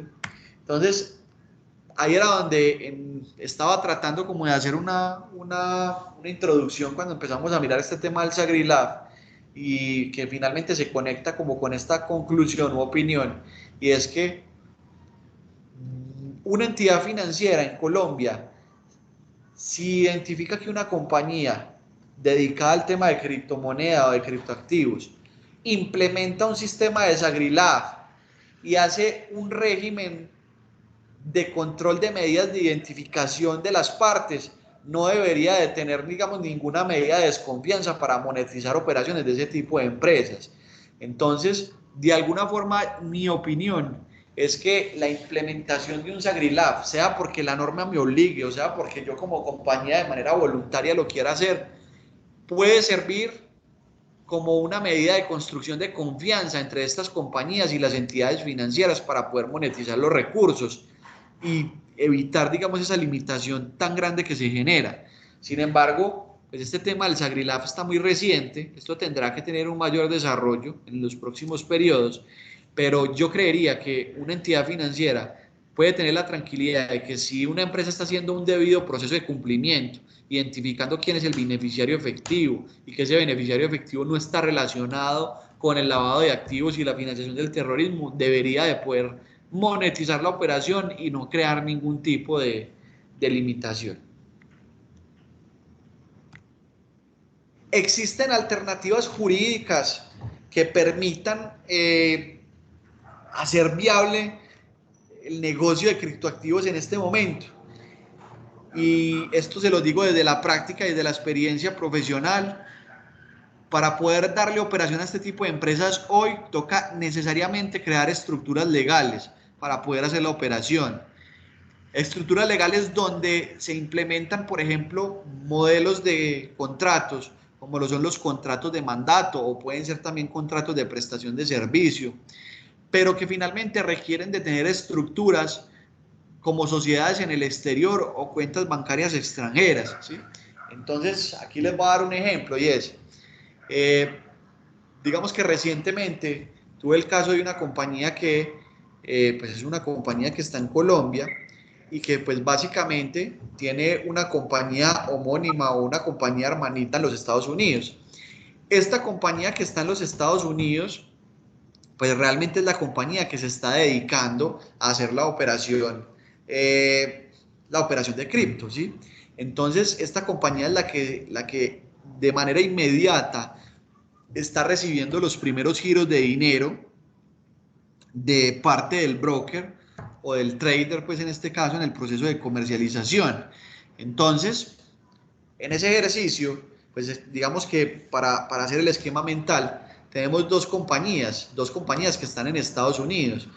Esas compañías que están en Estados Unidos, entre ellas, digamos que es muy fácil operar este tipo de actividades o digamos que al interior de los Estados Unidos es mucho más sencillo operar este tipo de actividades y digamos que ese giro de dinero desde el broker hacia una cuenta en Estados Unidos no tiene tanta limitación al interior del país.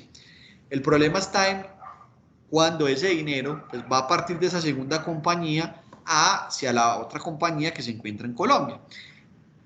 ¿Qué nos tocó hacer en ese ejercicio? Nos tocó implementar un contrato de mandato en donde existe una compañía en Colombia que a lo que se dedica es a buscar empresas a nivel nacional que sean empresas para todo el tema del desarrollo de software. Entonces, la empresa que está en Estados Unidos es una empresa dedicada al desarrollo de software, o esa es su actividad, y esa empresa dedicada al desarrollo de software pues necesita contratar en Colombia mano de obra, porque la mano de obra en sistemas aquí en Colombia es mucho más económica que en los Estados Unidos, y eso digamos que tiene toda la razonabilidad del caso.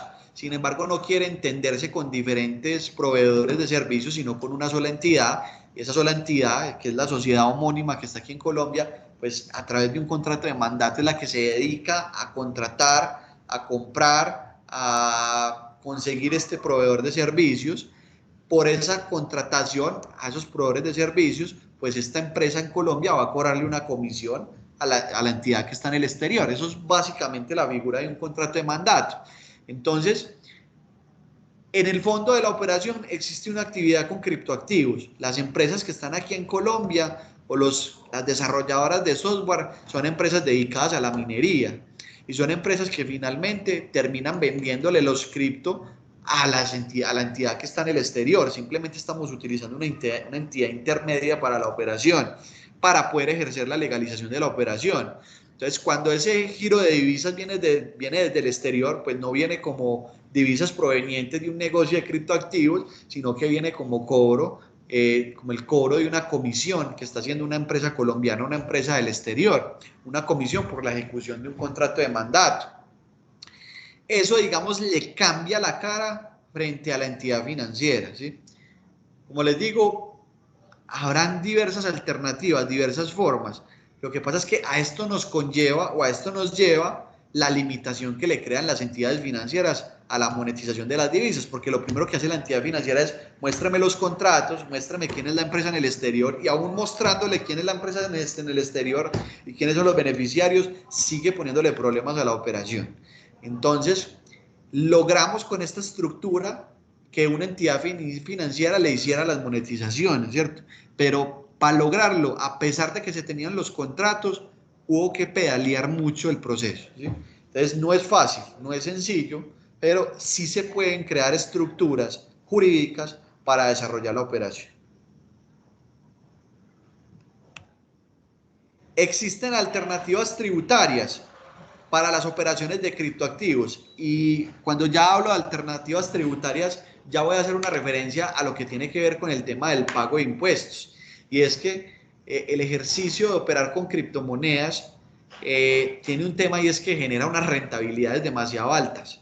Entonces, por ejemplo, en el caso que les estaba mencionando, la empresa que comisiona en una sola operación puede estar generando una comisión de 500 millones de pesos, ¿sí?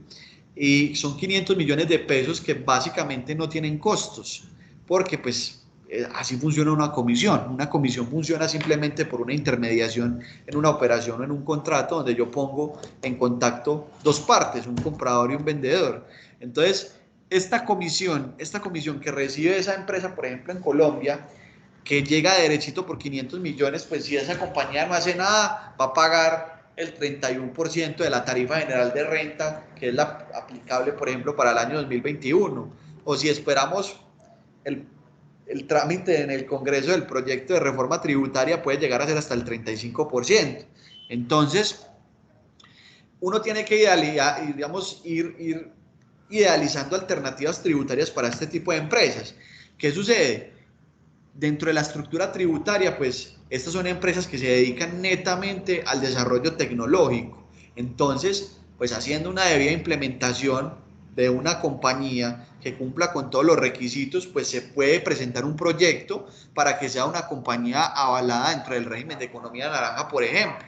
Y recordemos que el régimen de economía naranja, pues nos indica que es, digamos, un régimen especial que otorga una renta exenta por 7 años, con el fin de ¿qué? De que se puedan desarrollar las industrias creativas y todas aquellas industrias relacionadas con lo que tiene que ver con los temas de propiedad intelectual, entre esas el desarrollo de software, todo lo que tiene que ver con el desarrollo de plataformas tecnológicas. Entonces, este tipo de empresas que se pueden, digamos que se les puede dar una cara en el ejercicio del desarrollo del software, pues pueden ser proyectos de inversión que se presentan como economía naranja, accediendo a un paquete de beneficios que incluso no se limita solamente a una disminución en el pago de la tributación, que se hace cero durante 7 años, sino que dentro de este marco de la economía naranja, que ustedes saben que es la ley bandera del presidente, pues existe un grupo o un sinnúmero de entidades que otorgan financiación, otorgan créditos para apoyar a este tipo de compañías.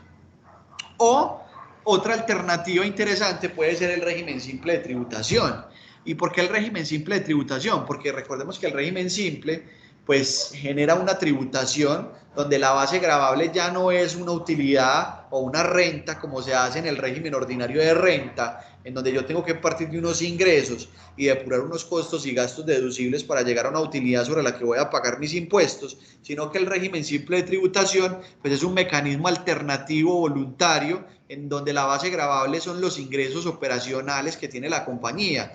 Entonces, pues básicamente en una compañía que venga comisiones, el ingreso operacional es casi que el equivalente a una renta en una empresa del régimen ordinario, porque no va a tener costos y gastos.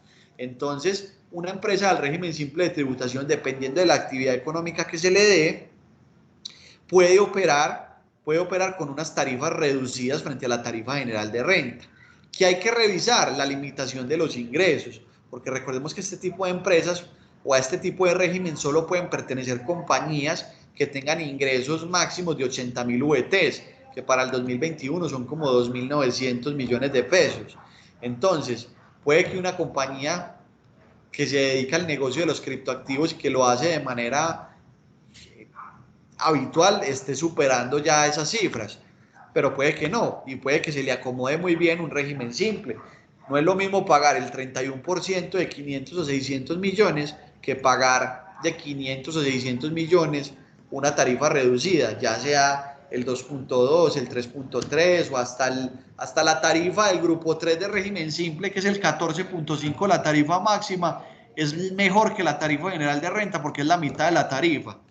Entonces, digamos que el régimen simple de tributación se convierte como en una alternativa muy interesante para este tipo de compañías. Incluso por experiencia hemos implementado algunas empresas de este tipo de régimen para operar en este tipo de actividades con el fin de poder gestionar un poco el ejercicio tributario porque sale siendo bastante costoso.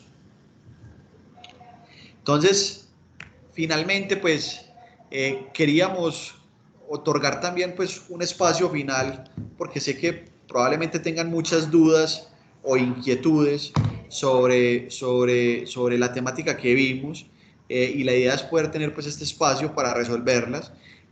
Sin embargo, pues también cualquier información adicional que requieran frente al tipo de actividad, con el mayor de los gustos.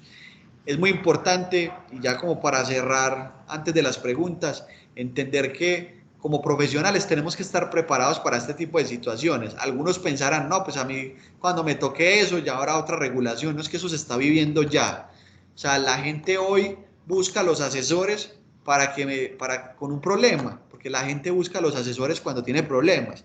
Y ese problema es, vea, tengo esta actividad, necesito operar, necesito desarrollarla y operar. Y créanme que el nivel al que van avanzando las personas que están dedicadas a este tipo de negocio nos exige a nosotros estar a la vanguardia. Nada más recientemente me pasó con un grupo de jóvenes dedicados también a todo este tipo de actividad, que ya hoy no solamente son las criptomonedas, sino que ya hoy están sacando como una especie de imágenes o avatares que transan por internet y que les dan un valor. Y me buscaban y me decían, vea, ¿cómo podemos gestionar el efecto tributario de la venta que vamos a tener por esto? Y ellos me entregaban un papel con una imagen y yo les decía, pues esto está registrado en algún lado, en la Superintendencia de Industria y Comercio, como una marca, como algo que ustedes puedan transar. Entonces me decían, no, esto no tiene ningún tipo de registro, esto no lo inventamos nosotros. Y simplemente haciendo un ejercicio de especulación en el mercado, lograron vender un número significativo de copias de esta imagen, a $10 creo que las vendieron cada una. Entonces, tenemos que estar preparados para este tipo de retos. Esto es una realidad, cada vez se va a escuchar más, cada vez nos va a impactar más, y definitivamente tenemos que ir a la vanguardia de estas normatividades, ir encontrando las formas y las maneras para poder ayudarles también a operar. Entonces, bueno, no sé, John, si en el chat tenemos preguntas, inquietudes que podamos resolver al respecto, frente a la temática vista hoy. Primero que todo, muchas gracias, profesor James, por su intervención, por esta excelente temática que nos ha compartido. Pues por el momento no veo preguntas en el chat. Sí veo por acá una mano levantada que está, pero desde el principio de la conferencia por parte de Luis Valencia. Yo lo voy a habilitar, no sé si de pronto todavía tenga la duda que tenía al principio, pero lo voy a habilitar en caso de que todavía tenga alguna pregunta o comentario. Don Luis Valencia, si de pronto está ahí, ya tiene habilitado para que pueda activar su micrófono para que haga su pregunta o comentario. Lo mismo también va para todos los demás participantes. Pueden formular sus preguntas por el chat, pueden levantar la mano y yo les habilito entonces para que hagan sus comentarios, sus preguntas con su propia voz. Entonces, no sé si Luis Valencia nos va a comentar algo.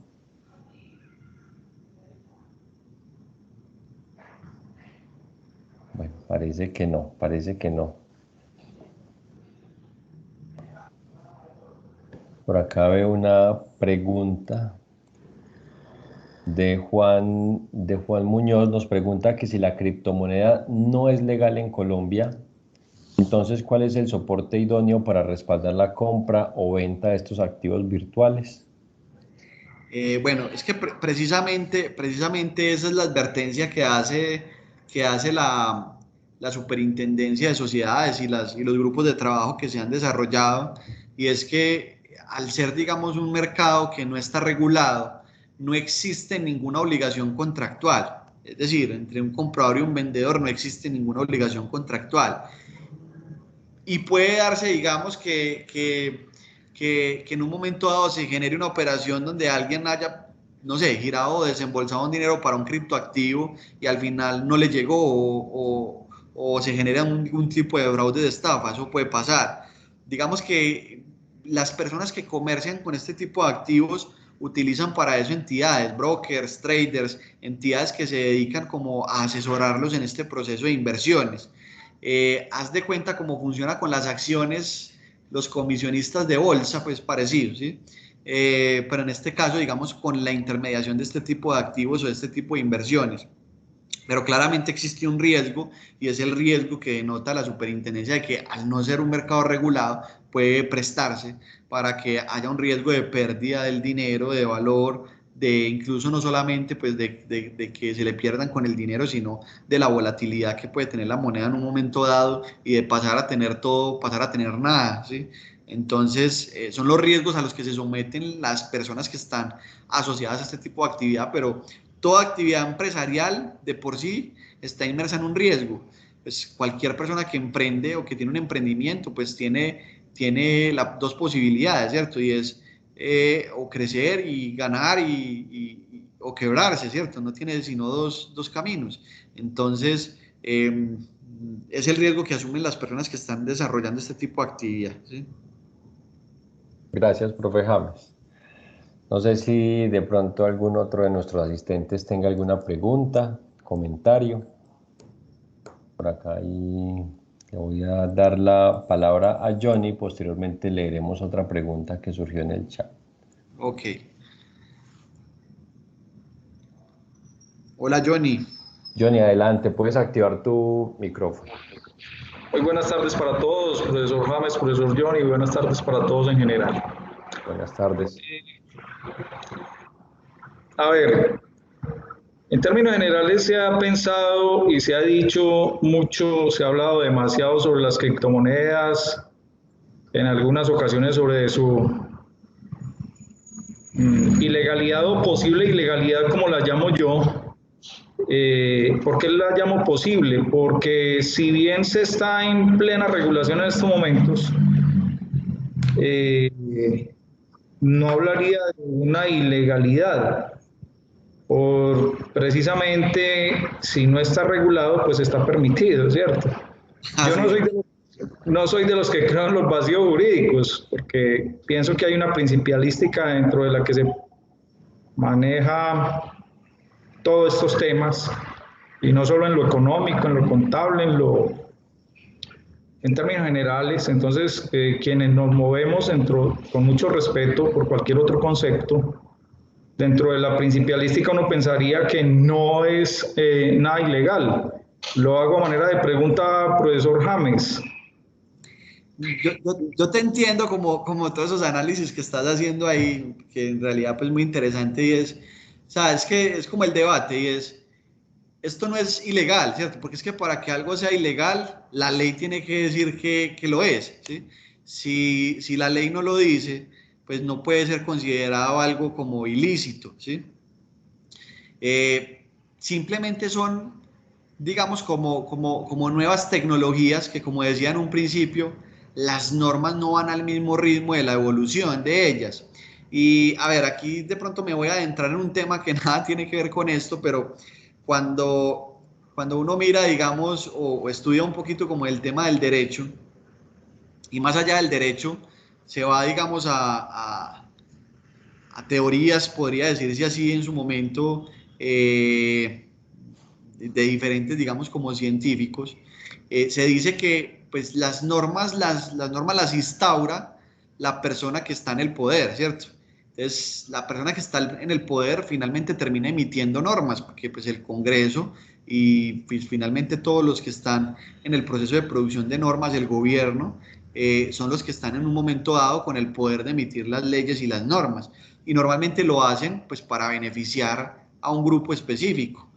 Entonces, en ese orden de ideas, pues no es este tipo de actividades claramente no es conveniente para el sistema financiero, claramente no es conveniente tampoco para el gobierno, porque va a dejar de regular, va a dejar de tener control sobre un bien que para ellos o para los estados históricamente ha sido de control, que es la moneda, ¿sí?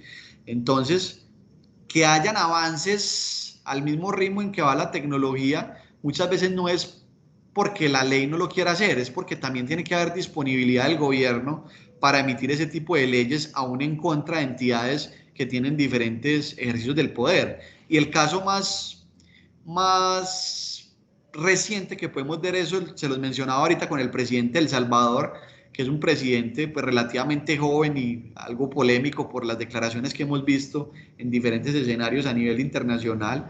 Y es un presidente que dijo, hombre, yo quiero que las criptomonedas sean una moneda legal, y pasó un proyecto digamos, como al Congreso del gobierno de El Salvador. ¿Para qué? Para buscar la legalidad de este tipo de transacciones. Y en el momento en el que una jurisdicción empieza a declarar esto legal, o no legal, sino que empiece a darle reconocimiento como moneda y que tenga poder liberatorio de las transacciones, van a empezar muchos países a hacerlo, ¿sí? Entonces, lo que te diría es ese análisis de si es ilegal, si es ilícito, si no, no es ilegal, o sea, no es un ejercicio ilegal.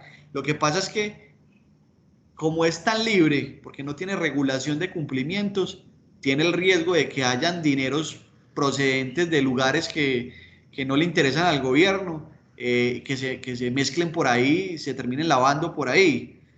Pero pues para eso son también los ejercicios de debida diligencia. Y así como lo tiene el negocio de la criptomoneda, el riesgo lo puede tener cualquier pago que usted haga al exterior, a donde sea. Puede venir de cualquier lado. Un dinero que venga del lavado de activos se lo pueden estar ingresando a ustedes del exterior, incluso sin usted darse cuenta, en un negocio que usted tenga con una empresa del exterior. Entonces, finalmente son ejercicios de cumplimiento que el Estado nos tiene que obligar a hacer, y por eso mi recomendación es, para mí un SagriLab podría ser una herramienta de construir confianza para este tipo de empresas. Sin embargo, va a demorarse un ratico para que las normas evolucionen hacia allá, ¿sí? Precisamente porque esto toca fibras e intereses que no les conviene, ¿sí? Gracias, profe James. Vamos a leer una pregunta de Claudia en el chat y posteriormente vamos con otra persona que tiene la mano levantada. Claudia nos pregunta, con respecto al SagriLab, fuera del tope de activos, ¿las demás normas las aplica solo para activos virtuales? No, o sea, digamos que en la presentación yo lo que hice fue mostrar el tope general y mostrar el tope para las empresas dedicadas a activos virtuales. Digamos que ahí les mencionaba otras actividades económicas que tienen sus propios topes. Entonces mencionaba los agentes inmobiliarios, los servicios jurídicos, los servicios contables, todas esas dentro de la circular de la Superintendencia de Sociedades, a todas esas actividades les dieron unos topes más bajitos, unos topes específicos. Ahí lo que toca identificar es, dependiendo del tipo de empresa que tú asesores o en el que trabajes, pues revisar cuál es la actividad económica. Si es una actividad que no está relacionada con esas especiales, pues irá por tope general. Pero si está relacionada con esas actividades especiales, habrá que ir a mirar esos topes específicos o esos topes especiales, ¿sí? Pero no es solamente activos virtuales. Mira que ahí está empresas dedicadas a la minería, que la minería también es un sector con riesgo de lavado de activos. Está las actividades inmobiliarias, que en el ejercicio de compra de propiedades también existen riesgos de que lleguen recursos provenientes del lavado de activos, ¿sí? Entonces no es solamente los activos virtuales. Lo que pasa es que los activos virtuales les ponen un tope muy bajito, pero bueno, digamos que incluso, como lo decía, como recomendación, incluso lo recomendaría que lo implementen de manera voluntaria para que se evite el administrador también el riesgo, la responsabilidad como administrador, teniendo una debida diligencia, ¿sí? Gracias, profe James. Vamos a darle la palabra a Luz Helena. Tiene la mano levantada. Puedes activar tu audio, Luz Helena.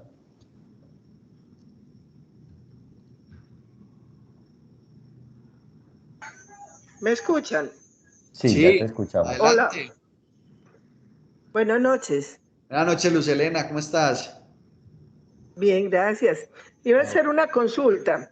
Dale. Estos jóvenes hoy por hoy están tratando de hacer préstamos con sus amigos y su familia para poder comprar ese tipo, para poder meterse en ese programa y por intermedio de un programa que llama Voz, llegar y negociar en bolsa de Estados Unidos.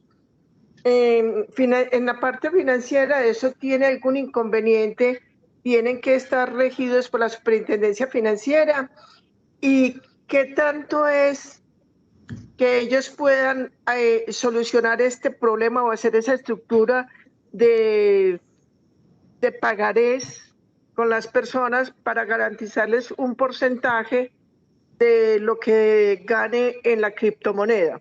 ¿Qué opinas al respecto?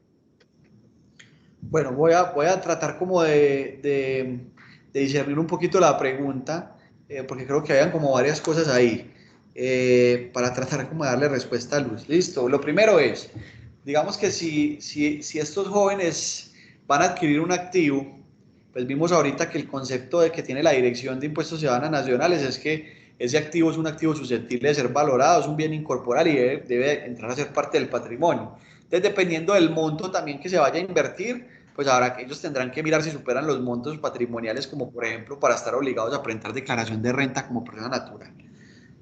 Que al final, pues lo que tendrán que soportar, para poder soportar ese activo, tendrán que soportar el pasivo con sus padres, ¿cierto? O con la entidad financiera que le haga en un momento dado el préstamo, pues para poder soportar su patrimonio. Ahora,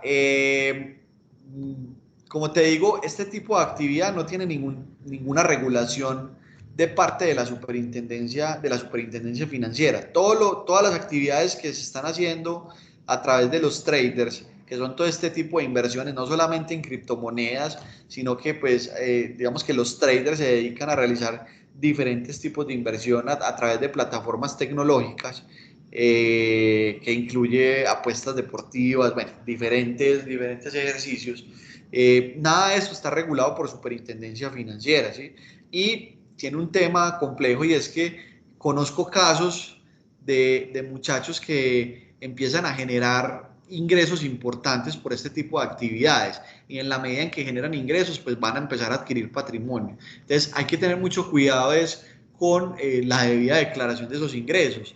Entonces pues muchas veces uno termina recomendándole a estas personas les sale más económico trabajar a través incluso de una sociedad que se constituya, como decía ahorita, bajo un régimen especial, como por ejemplo un régimen simple de tributación, que hacerlo directamente como persona natural. Primero, porque como persona natural, pues en la medida en que empiece a devengar ingresos importantes, pues va a empezar a pagar un impuesto de renta importante. Y segundo, porque como persona natural, los trabajadores independientes están obligados a aportar a seguridad social sobre aquellos ingresos que devengan también, ¿cierto? Entonces, puede ser más barato trabajar a través de una sociedad bajo un esquema, por ejemplo, de régimen simple. Sin embargo, pues como todo tipo de actividad, y sobre todo estas actividades que no están reguladas, pues puede haber riesgos. Sin embargo, pues los jóvenes son los que tienen ese espíritu un poco como aventurero y de alguna forma de quererse incluir en todo este tipo de actividades donde puedan generar rentas de carácter pasivo. Y bueno, digamos que evitar el riesgo de que pierdan es muy complejo, y sobre todo porque, como te digo, son actividades no reguladas. No sé si esa era tu pregunta, Luz. Me disculpas si de pronto no la entendí, o si de pronto me dices, no, no era esa, era esta, pues también trato como de contestarte. ¿Sí? Sí, te Adelante. preguntaba más que en la parte de la forma como están estructurando el negocio, que no se vaya a considerar en algún momento que sea una pirámide, porque yo leí en alguna parte que si eran más de 20 pagarés que estaban firmando con terceros, se podría considerar como una pirámide. ¿Qué me puedes decir al respecto? A ver, lo que pasa es que frente a este tema, digamos, del tema de la captación de recursos del público, pues ya, digamos, hay diferentes regulaciones por parte de la Superintendencia de Sociedades, ¿cierto? Digamos que no es mi especialidad, ¿sí? Pero lo que te diría es, ¿pueden existir operaciones de crédito o de préstamos amparadas en pagarés? Sí, es que los contratos de préstamo son contratos de mutuo, ¿sí? Y el contrato de mutuo yo lo puedo celebrar, si yo tengo recursos para prestar a 50 personas, pues lo puedo celebrar, porque los contratos tienen una libertad, ¿cierto? Digamos que se conforman por la libre acuerdo de voluntades entre las partes. Entonces, pues desde el punto de vista de que los pagarés puedan tener algún riesgo, yo no lo veo. Más allá de que sí hay que tener cuidado, es si hay una persona que de pronto se esté, digamos, relacionando con la captación de recursos del público. Todas estas empresas que invitan personas para que devenguen comisiones por traer personas, corren un riesgo. Digamos que la forma como lo ha subsanado la Superintendencia de Sociedades es que dice que este tipo de empresas, o sea, que el dinero que reciben estas empresas no es por llevar personas, sino que tiene que ser por la venta de productos. Entonces ahí es donde tú ves, por ejemplo, por qué se han montado empresas como Herbalife, como Amway, como todos estos tipos de multinivel que funcionan con el ejercicio de traer personas y que por traer personas te dan unas comisiones, pero todo está disfrazado bajo el ámbito de un producto y precisamente lo buscan es para cumplir con las regulaciones de la superintendencia de no caer en el riesgo de hacer una captación ilegal de dinero después de parte del público, ¿sí? Entonces hay que revisar es que si el tipo de operación simplemente consiste en captar dinero por llevar personas, puede haber un riesgo, ¿sí? Pero normalmente a esto le mezclan un tema de productos. Los productos pueden ser, como lo viste ahorita, pueden ser corporales o incorporales, ¿cierto? Los productos también pueden ser digitales, pueden ser financieros. Entonces, cuando amarran esto al tema de productos, logran como darle un poquito la vuelta a la regulación de la captación ilegal de dinero, ¿sí? No es mi especialidad, como te digo, conozco algunas cosas, pero no sé si respondo como tu pregunta. Listo, muchas gracias, muy amable. Dale. Profe James, tenemos tal vez una última pregunta aquí en el chat de María Alejandra que dice lo siguiente: ¿cómo sería la mejor forma de tributar? Fíjate que apareció otra y se me subió el chat, entonces. Dale. ¿Cómo sería la mejor forma de tributar cuando se hace la compra-venta de criptomonedas en divisas extranjeras y se van a entrar al país, teniendo en cuenta que la inversión inicial se hizo en pesos colombianos? Asimismo, esta tributación es mejor hacerla como persona natural o jurídica. Mira, yo creo que de pronto con algunas de las respuestas anteriores creo que fui más o menos redondeando la respuesta, pero es muy interesante la pregunta. Y es que, a ver, este tipo de operaciones tienen una característica y es que como funcionan por el ejercicio de la compra y venta de moneda, suelen generar unas utilidades o unos rendimientos altos, sobre todo cuando se ejerce el proceso de venta en momentos especiales o cuando la moneda está altamente cotizada. Entonces, cuando usted tiene utilidades grandes, usted lo primero que analiza ¿es mejor hacerlo como persona jurídica o hacerlo como persona natural? Depende, como le digo, depende del monto de las utilidades. Una persona jurídica en el régimen ordinario de renta, en el 2021 tiene una tarifa del 31%, por ejemplo. Una persona natural, dependiendo del tamaño de la renta, allá vamos a ver en el artículo 241 del Estatuto Tributario, que la tarifa de renta puede llegar a ser hasta el 39%, dependiendo del monto.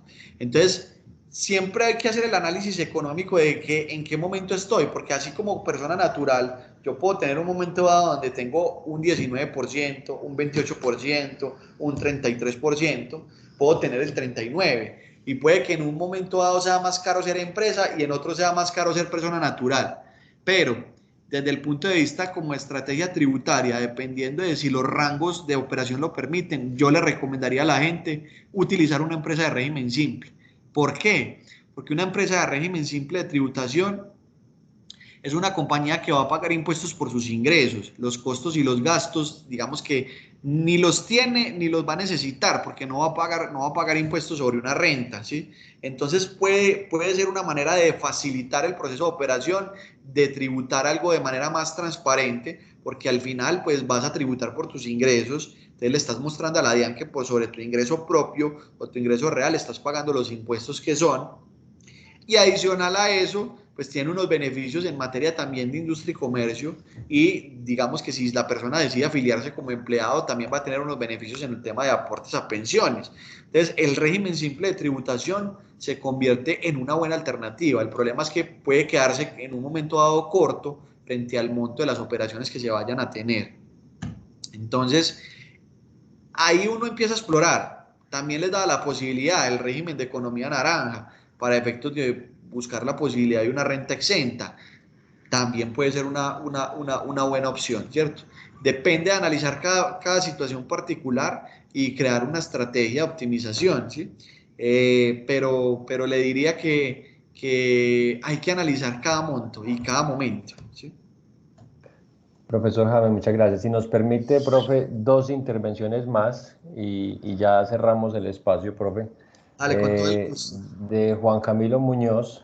Juan Camilo, adelante, y posteriormente hacemos una pregunta del chat y ya finalizaríamos con ello. Buenas noches, ¿cómo están? Buenas noches. Sí, mira, qué pena. Lo que pasa es que el artículo 906 del estatuto menciona las actividades que no pueden optar por el régimen simple.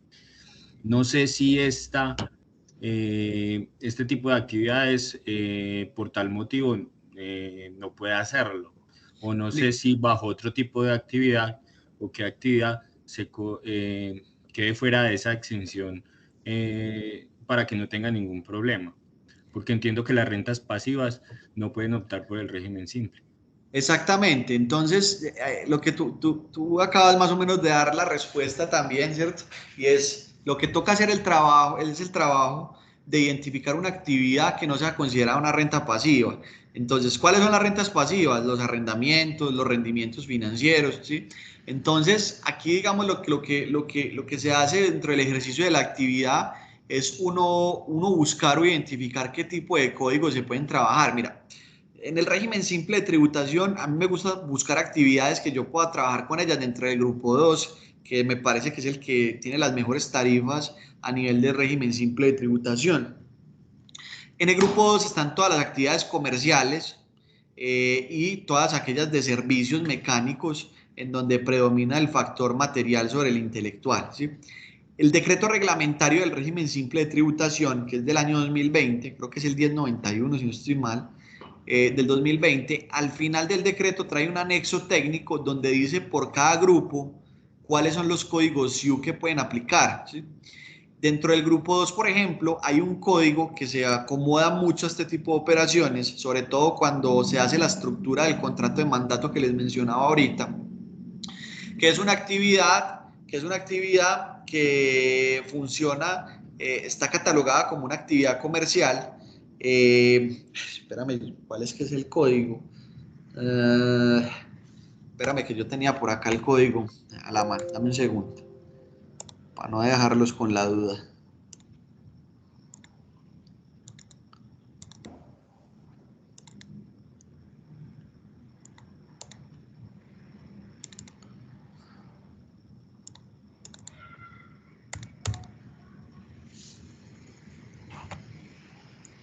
Mira, este no es.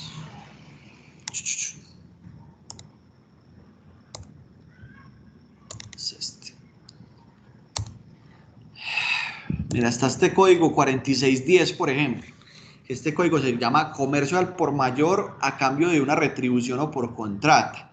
Entonces dice, en esta clase incluye todas las actividades de los comisionistas y otros mayoristas que comercian en nombre y por cuenta de tercero, Estas son las actividades de personas que ponen en contacto a vendedores y compradores y realizan transacciones comerciales en nombre de un ordenante comprador, incluidas las realizadas por internet, ¿sí? Entonces, digamos que, por ejemplo, en el contrato de mandato que les mencionaba ahorita, pues este era el tipo de actividad económica que se acomodaba de manera idónea, porque pues al final era una comisión por la intermediación en un contrato de mandato, ¿sí? Al final también se pueden incluir actividades relacionadas con el tema del software, ¿cierto? Actividades relacionadas con desarrollos de software, por ejemplo, con desarrollos de sistemas informáticos. Hay otras actividades que tienen que ver con el desarrollo de algoritmos. Dentro de los códigos SU hay un sinnúmero de actividades y ahí es donde está nuestro ejercicio profesional para efectos de lograr hacer lo que en algún momento dado la ley no quiso dejar hacer. ¿Listo? Muchas gracias. Gracias, profe James. Vamos entonces a la última pregunta de nuestro chat por parte de Liliana Encapié, que nos pregunta, nos dice primero, las criptomonedas no son reportadas por medio de información exógena a la DIAN. Por lo tanto, es decisión del contribuyente, persona natural, si lo reporta o no en su declaración de renta. La pregunta de ella es, ¿cuál es el riesgo para este contribuyente por no declarar dicho activo? Bueno, ahí yo le contestaría de la siguiente forma y es, ahorita estábamos viendo el concepto de la DIAN, donde la DIAN establecía que pues finalmente las criptomonedas eran un bien incorporal y como un bien incorporal pues es un activo intangible. Un activo intangible digamos que puede tener dos características, puede ser un activo fijo o puede ser un activo movible. Desde el punto de vista del estatuto tributario, pues nos dice que los activos movibles son aquellos que se comercializan dentro del giro ordinario de los negocios y el activo fijo es aquel que se adquiere con el ánimo de permanecer en el patrimonio. Entonces, primero hay que analizar qué tipo de activo es, qué tipo de compañía es, qué uso le da ese activo, si es un activo fijo o si es un activo movible. Ahora, cuando tú compras activos fijos o activos movibles, sí tienes unos conceptos en medios magnéticos para reportar.